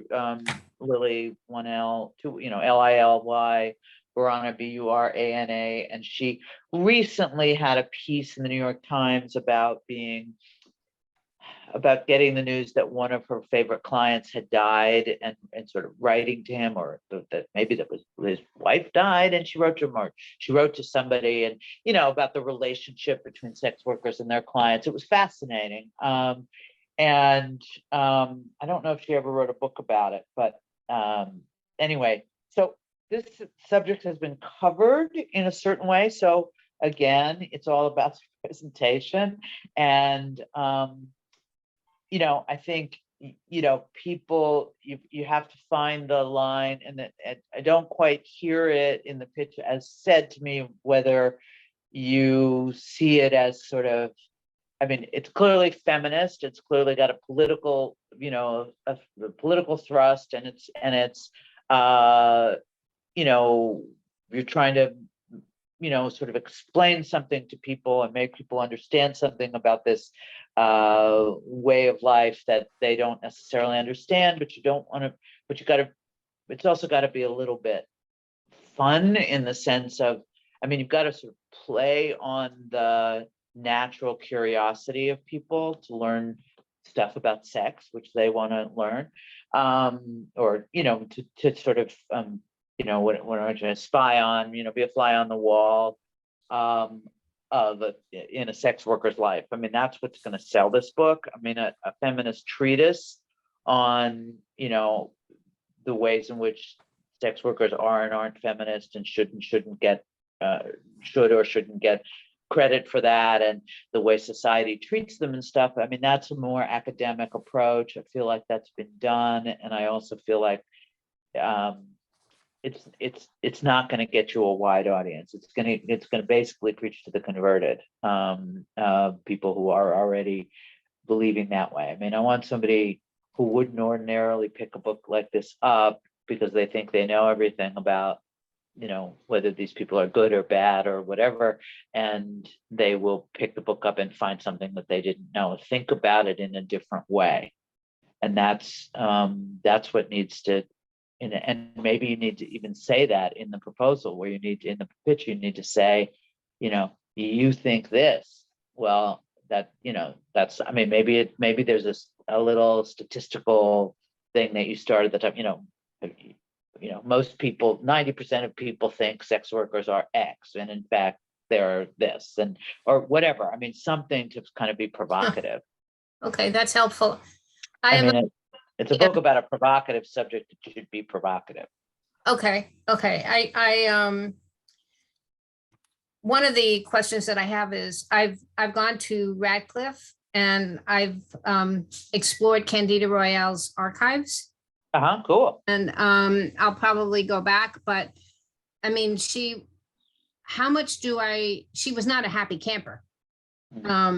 And she had to do a lot of work to come to terms with the life choices that she made, which is how she ended up being a director and producer of feminist porn. So I guess my question is, how much do I reveal about her that I've learned, and how much do I take on the issue of the argument about mental health and sex workers? I'm a psychologist. Well, it's hard for me to say, because I don't know what's there. I don't know what material she has. I would just say that if you're going to, use any of her papers, or any of her experiences that have been either written or produced in this Maggie Gyllenhaal thing, I certainly say that in the pages of the book. I mean, you need to name it.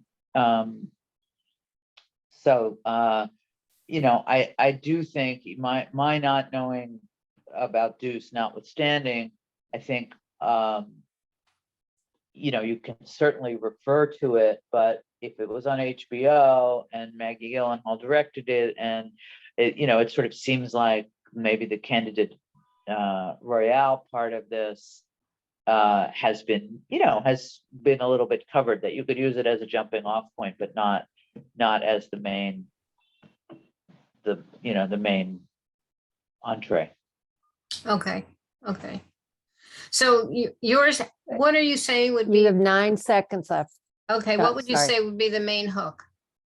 Well, that people, you're going to tell people about a world that they think they know and they don't. Okay, thank you. Great. Thank you so much. Next is going to be Susan, then Maggie, then Amy.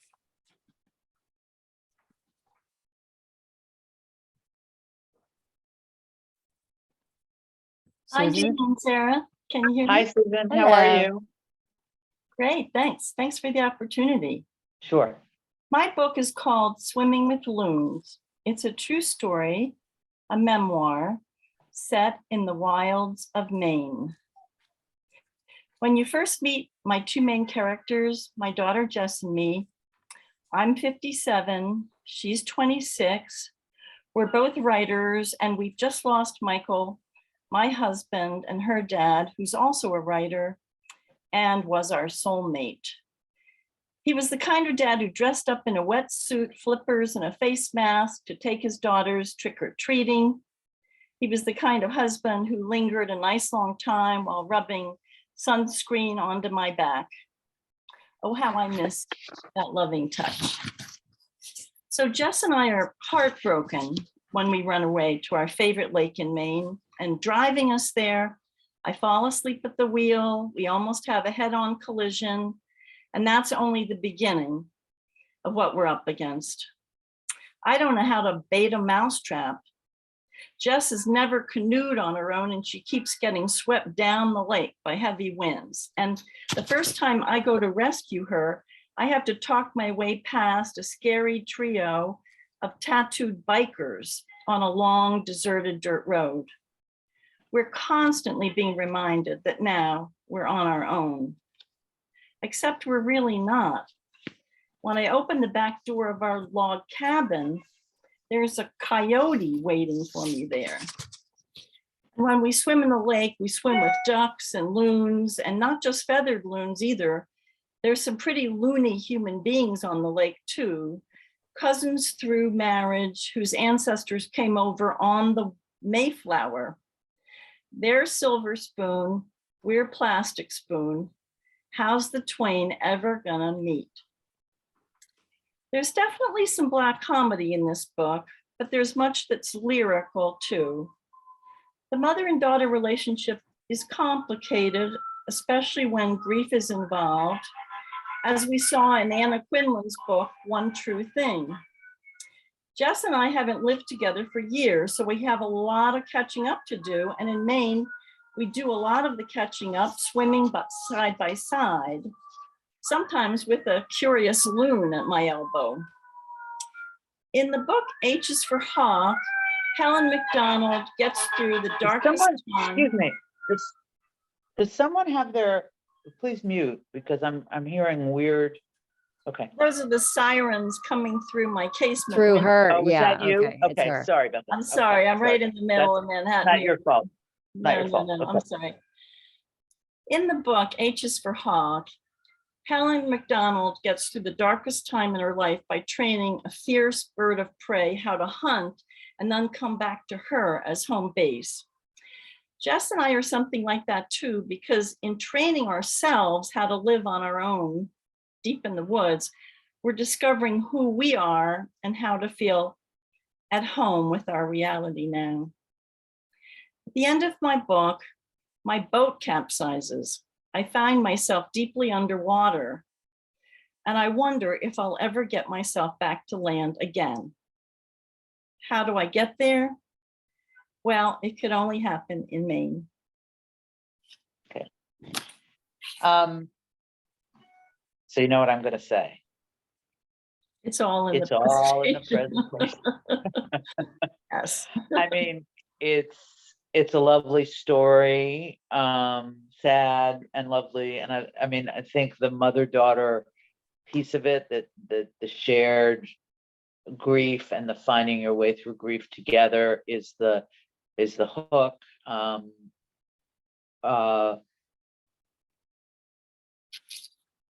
And so it's all in the presentation. I mean, the setting is great. It's the landscape, and I can see that that's going to play a role in it, and the lake, and I think you need to think about, do you want to write it in the first person and the third person? Do you want to have not facing page, but one take on a situation, and like Rashomon, one memory in your voice, one memory in her voice, or in the third person, your voice of her, and then they slowly come together. I mean, that you sort of talk about things you remember, but I'm just making this up, but talk about things you remember, but they're from different perspectives, so they're not exactly completely parallel. And then they slowly, over time, you come together more, and you kind of find a way to share your memories and your grief. I'm making this up. I don't know, No, but it's beautiful though. well, I mean, I think the form. I mean, H is for Hawk is one of the great books, and somebody asked earlier, was it bad to use something that was too aspirational, that was just so excellent. I mean, and generally I think aspirational is good. It's just H is for Hawk is more than aspirational. It was it just came out, no pun intended, came out of thin air, and it was I think, I know it's the publisher of that book very well, and everybody was just stunned. I mean, it deserved it, but then there are lots of books on grief that for whatever reason just sort of don't get there, and some of it is the quality of the writing, and so I can't speak to that, but a smart format is a very good idea, I think. So I don't know if the format I mentioned is the one. I don't know if you want to write it in the first person plural voice. I always think that's a little tricky. I don't, I think it depends a lot on the point you start at and how you unspool. I mean, are your memories all up front, or are your memories in flashback as Yeah. So those, I think, are all the decisions that you have to make on it, and then the material is the material. But that in a book like this, it really is all in the presentations, in the writing, of course, but it's also in the way it's unspooled. Right. Well, thank you so much. Okay. You've given me a lot to think about already. I've sold a number of excerpts of this book already. There's been a very ready market for the essays that the personal essays I've already written, all in my first person. And I'm wondering if there's such a thing as having too many excerpts, sold before you make it into a collection. Well, if it's a collection, maybe, but if it's something that has been put together in a different form that couldn't work as it may be that you're going to take some of this material that you've already written and do it in a slightly different form, and in which case I think the fact that you've sold essays doesn't really matter. I mean, you don't want to you don't want to have given out every piece of information that's in the book, or every stylistic thing that's in the book. Right. Well, I asked you the last time if I was being too presumptuous in writing it as a book of interconnected stories, because I'm not Jennifer Egan, and you said just don't pitch it that way. Well, that's what I would say. I mean, but it may be that doing it at some essays in her voice, or some pieces that are a different form. I mean, maybe there's a list. I mean, I'm always big on kind of mixing up the form, so that there's a list of things she remembers versus making this up. A list of things she remembers versus a list of things you remember, and that's one story or chapter. Yes, I actually do have some of that already, because my daughter's a writer too. Right. Yeah. Right. I also was wondering about managing a large cast of characters, including critters, but including the other people on the lake and the year-round Mainers who help us, like our caretaker and his son.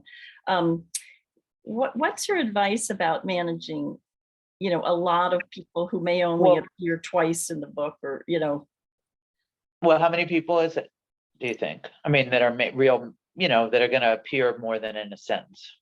Probably a dozen. Yeah, I don't think that's so many. I mean, we need to get to know them. I mean, another Yeah. way to do Yeah. this and to sort of link the stories is, this is, what the Mainer of the moment, Elizabeth Strout book does is, she's telling a story about a person over here, and there's this woman Olive over here, and then later there's this other guy and Olive is over here, and then there's finally a story on Olive. I mean, that's another way to do it, to have the characters kind of have walk-ons in some cases and be more present in other cases. And meander through in some cases. That's my favorite book of interconnected stories. Right. It is the masterpiece. Yeah. Okay, thanks very much, Oh, Susan. okay. That's Thank it. you That's so time. much. Thank you. Next is we're gonna run just a little bit long, but I would like to do a little wrap up with Sarah if we can. So Maggie is next, and then Amy. Okay. Hi, Sarah. Thanks Hi, so Maggie. much for doing this. Sure. My novel, The Gondolier's Wife, is a dual timeline mystery with elements of both historical fiction and contemporary crime novel. The story takes place in Venice, California, Venice Beach to those who don't actually live there, in 2005 and also 100 years earlier in 1905. And it opens as LAPD detective Kate Reardon finds skeletal remains in one of the Venice, California canals. The remains turn out to be over 100 years old, and the discovery of an engraved wedding ring on one of the finger bones of the skeleton helps identify them as belonging to a young Italian opera singer who was brought over from Italy to Venice of America, as it was called in 1905, to lend authenticity to the park. Kate, the detective, becomes obsessed with learning what happened to the opera singer and how she ended up in the canal. The book flips back and forth between the two time periods, and we see the ill-fated opera singer's story unfolding and the building of Venice of America in 1905, while in 2005, we learn that Kate is recovering from the trauma of the murder of her husband 12 months earlier, and that the killer was never found. As Kate investigates the canal case further, she meets a professor of history and African American studies at UCLA who seems to know more about the opera singer than he is first willing to admit. She is also shocked to discover that he actually had a passing acquaintance with her dead husband and may know more about that case as well. As Kate delves deeper, she realizes that the two cases are actually intertwined, and that the secrets surrounding both could not only endanger her already shaky career, but could quite possibly get her killed. I think this book will appeal actually to a large cross-section of readers. First, it has all the elements of the classic detective novels and police procedurals, especially those with female protagonists like Michael Connelly's The Late Show. But it also has a strong historical fiction narrative threaded throughout, and the story is not unlike Alexander Chee's The Queen of the Night, about the life of a late 19th century opera singer. And I think fans of that book and historical fiction in general will find the story compelling. I also think it could very well appeal to readers of historical nonfiction books like Eric Larson's The Devil in the White City, where a murderer is on the loose while literal world building is going on, very much like in this book. And one brief biographical note, yes, while working as a screenwriter and a television writer, I lived for many years in Venice, California, where the idea for this story was hatched. Thank you for this opportunity, and I'd love to hear You're welcome. I think it's very strong. I like the, I mean, it's not time travel. I already confessed to loving time travel, but it's back and forth in time, two cases linked. I mean, it's not the first time I've ever heard that story, but guess what? It's all in the presentation. Sorry. And it sounds very strong to me. It sounds, I mean, it really makes use of place that I think that is good. And so you don't call it Venice Beach, you call it Venice? People who live there call it Venice. Everyone else calls it Venice Beach. So I always like to say that. I always to called make it sure they Venice, know. so I always Yeah. thought that was because I had friends that lived Yeah. there. Okay. No, I think it's very strong. I'm not crazy about the title. So because that says to me it's about Venice, Italy, which I understand, you know, that's what you're going for. But I also think it really sounds like a historical novel from the 18th century. I mean, I know that I assume they still have gondoliers in Venice, Italy, but it has an old-fashioned quality to it that I think I'm not sure you want, because it's very contemporary also, right? The contemporary part is very contemporary. I mean, here I'm going to tell you, it reminds me of a book I haven't read, which is a book called what's it called, Sarah? It is called The Last Thing He Told Me, which is by a woman named Laura Dave, which is now being made into a movie. Yeah. Again, I haven't read it, but it has, and I don't know if it goes. It's about two people coming together to solve a mystery about their husband, which is not what this is about, but somehow maybe, I don't know why, but for some reason it makes me think of that book. So, I mean, I've read that author. Professor, and she meets up with the professor, and he's the one who helps her kind of solve the mystery of both, perhaps. Right. Something about it. Yeah. So, I would change the title. And yeah, I mean, I think it's pretty strong. It's pretty strong. I mean, tell me, so it's, what are the comps again? What did you say, readers of what? There's, I think, the Michael Connelly, LAPD procedurals, his female protagonist, Renee Ballard, much more than Harry Bosch. And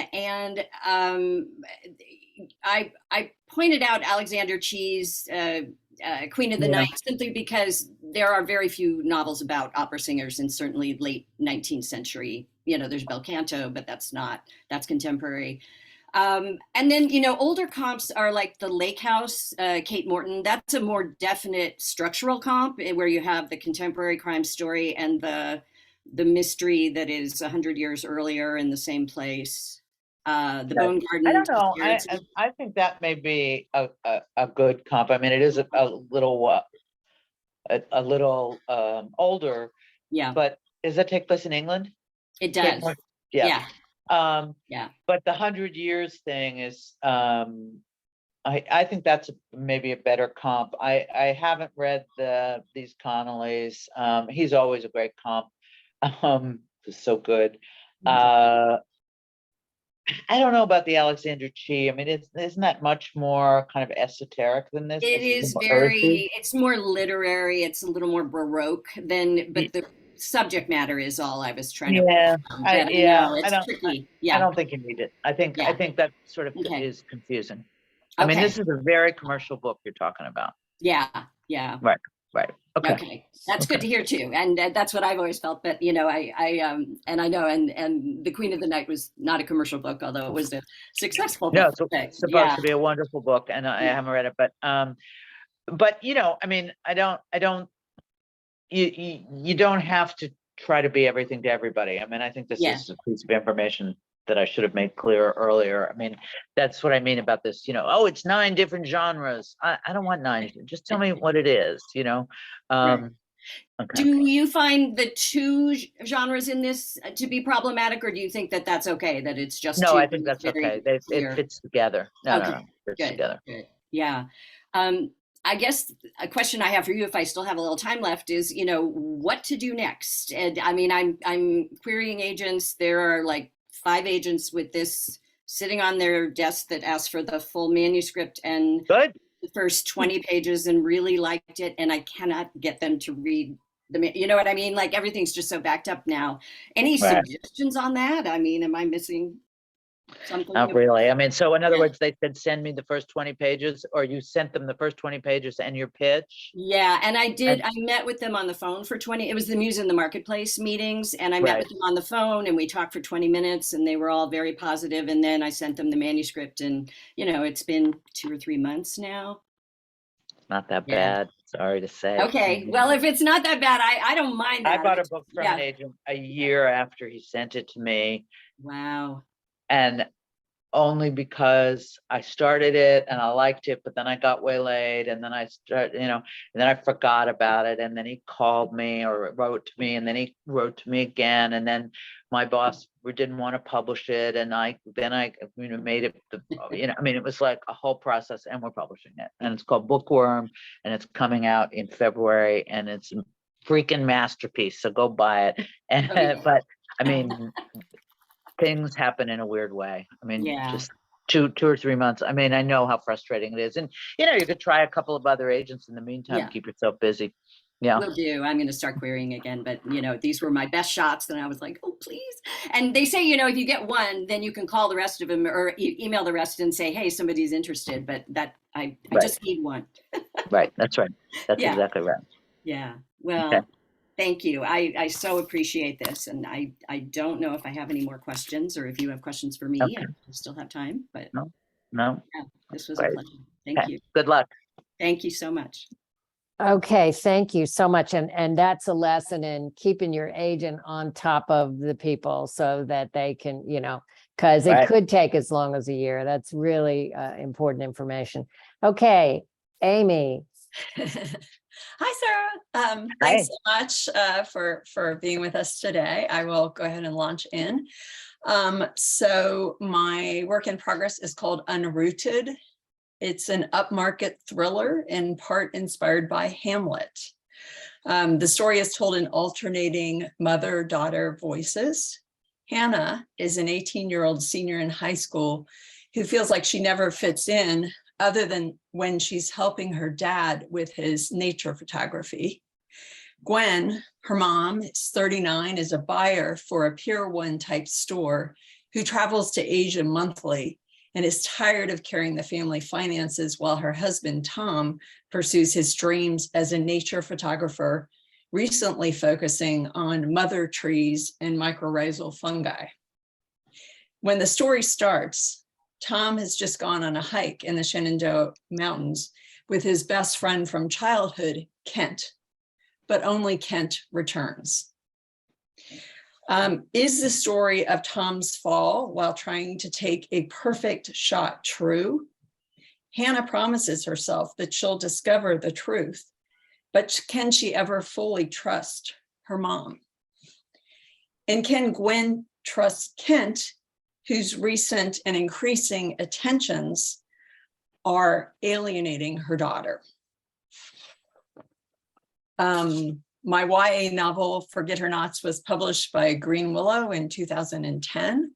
And I also write for, or have written for the Washington Post, National Geographic Traveler, Photos, and Tea Time magazine. Okay. So who's the reader? What's the comp? And who's the reader? For this Yeah, book? Is it I know. women? I'm having trouble with comps because I don't know. I mean, I was it's got a lot. It does have an environmental aspect to it, but it has a thriller aspect to it, and I think it leans more literary than a lot of typical thrillers. So I was reading a lot of thrillers and basically saying I want to do this part of it, but I don't want to do that part of it.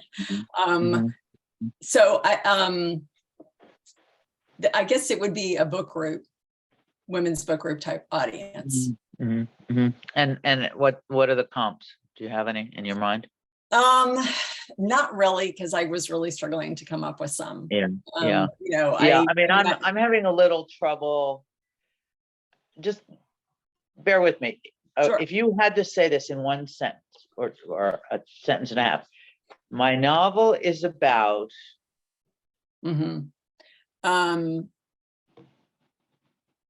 Trust between a mother and daughter. Okay. My novel is about trust between a mother and a daughter who go on, you know, I mean,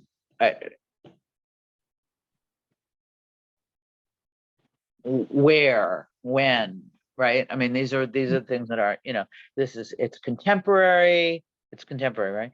Right. It takes place in Virginia. right, and there's a strong sense of place because Right. it has to do with the environment. I mean, those are all things that they were in what you said, Right. but it was very amorphous.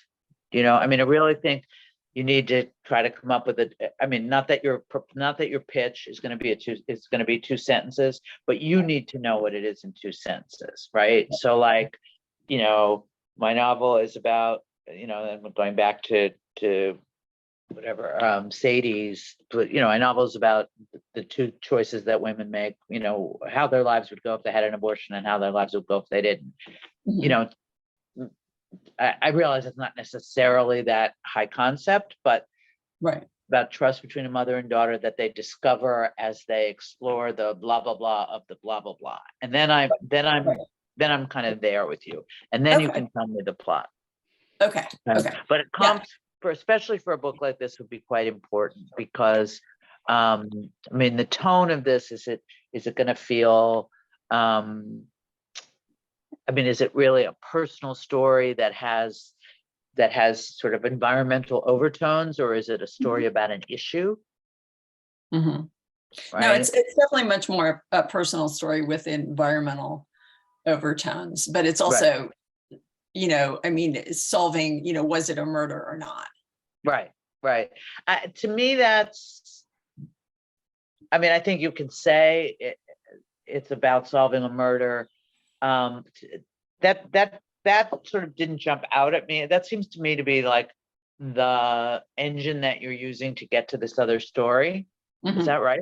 I mean, I don't know, but the way you tell it, that's what it feels like. I mean, that it, right. I mean, this doesn't sound thrillery enough to really call it a thriller exactly. Okay. I mean, I think it's, there's a book called, see, I'm going to do it again. Richard Powers' book. It's a very short book. It's called Enchantment or Disenchantment or something like that. Richard Powers, who won the Pulitzer Prize a couple of years ago for a different book. And it's about a father and son, but it's also about neuroscience. Okay. And it's short and quite literary, but sort of it's about a topic. And some people thought it was too sciencey and they didn't want to read it. And I read it and I was amazed. To me, it was about a father-son relationship. And then it had this sort of scientific experiment thing in the background. So it's just as an example. I mean, I don't know that that's a comp exactly, but it might be worth taking a look at. Yeah, no, it would be, it's environmental sciencey, but you know, I mean, I kept going to the overstory, but that book didn't work for me. So yeah, I couldn't read it. I couldn't read it at all. Yeah, I thought it started beautifully, and then I did finish it. I made myself finish it, but it didn't work. So then I sort of struggled with other yeah, well, the next book, this one I'm thinking of that I can't remember the name of is the one after that. I think came out about a year ago, I think, and it's really amazingly good. And manages somehow to meld his interests. So okay. Yeah, so that, I mean, that's, you know, what would be a good example of a literary thriller that you would recommend me taking a look at if I do go more in that direction? I mean, I was sort of thinking, I was like kind of stymied, but. Well, I mean, well, his are more police procedurals. I mean, thrillers. I mean,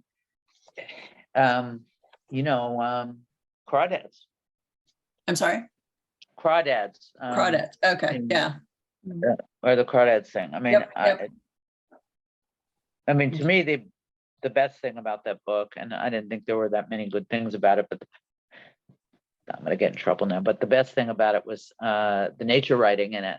And you know, the did she or didn't she part was like, seems pretty obvious to me. So to me, it wasn't really a thriller, but I think that's an upmarket, I mean, a hugely successful book. And I think it was largely taken seriously because of the environmental stuff in it. Mhm. Okay.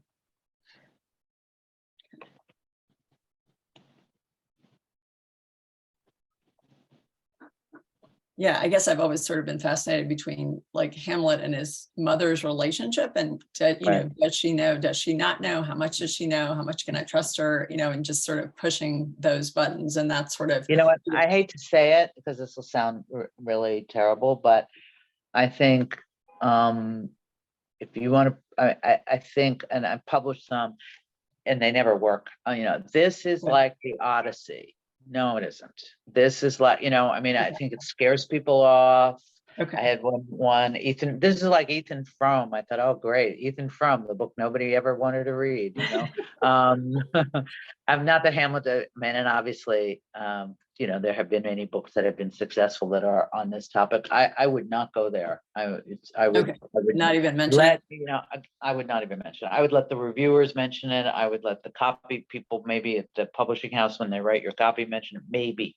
I think stuff like that tends to make newer readers feel like, oh, I'm not smart enough for this book because I don't really know Hamlet. I mean, sad but true. And the smart people don't need you to tell them. Okay. In my opinion. Okay. No, that's a really good point, because that's kind of where I started, but it's spun off in a lot of other directions. Right. I actually forgot that you said that. You said that at the very beginning of your pitch. Right. So maybe I just forgot it because I tune that stuff out, but I don't like it. It's not my thing.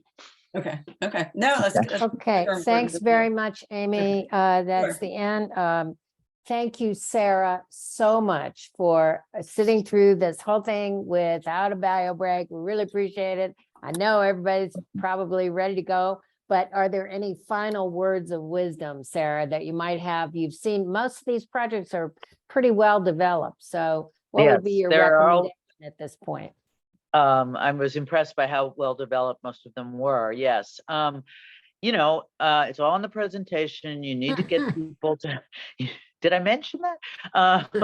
You need to get people, get somebody else, not too many somebody else's, but somebody else's, somebody who is your ideal reader for this, to read it and tell you the truth. Get a couple people, maybe. I would not, a lot of writers spend a lot of time getting a million different opinions, and then they get completely freaked out and don't know what to do because they're told 70 different things. Look for agents by looking at books that are similar or aspirational, but similar. Look on the acknowledgements pages to find the agents' names, and then go on their agencies. Or else the other thing you can do is just go to most writers have some sort of website, and they surely mention their agent on it. Approach agents and be patient. But you can be a little nudgy. Whoever I told, 2 or 3 months wasn't so bad. It isn't so bad, but at 4 months, you could nudge a little politely. Great. Thank you so much. Thanks, everybody. Thank Great job you. on all Thank your you. projects. And may I say that you all have this creativity in you with words.